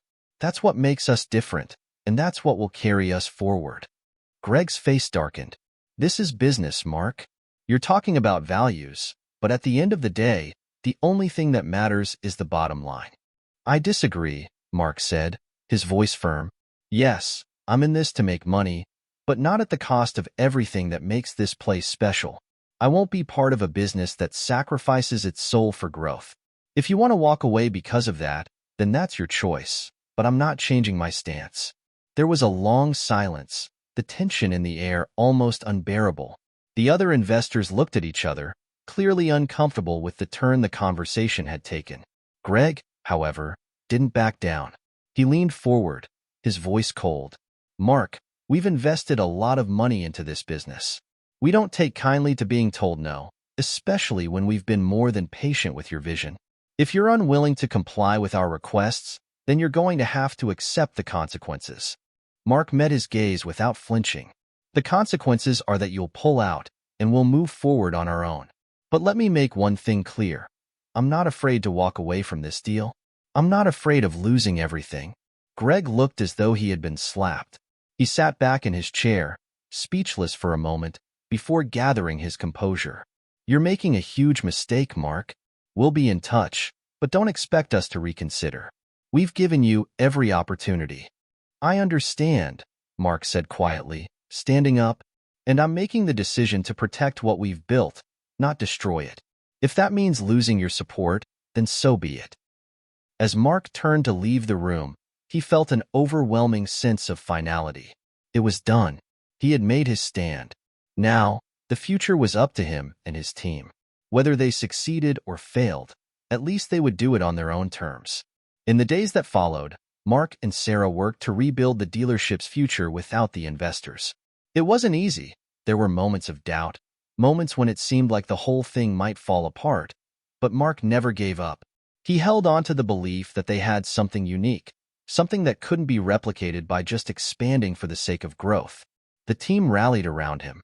They worked harder than ever, refusing to let the business falter. And slowly but surely, Mark began to see the fruits of their labor. The loyal customers kept coming back, word of mouth brought in new clients, and the dealership's reputation continued to grow. This time, on its own terms.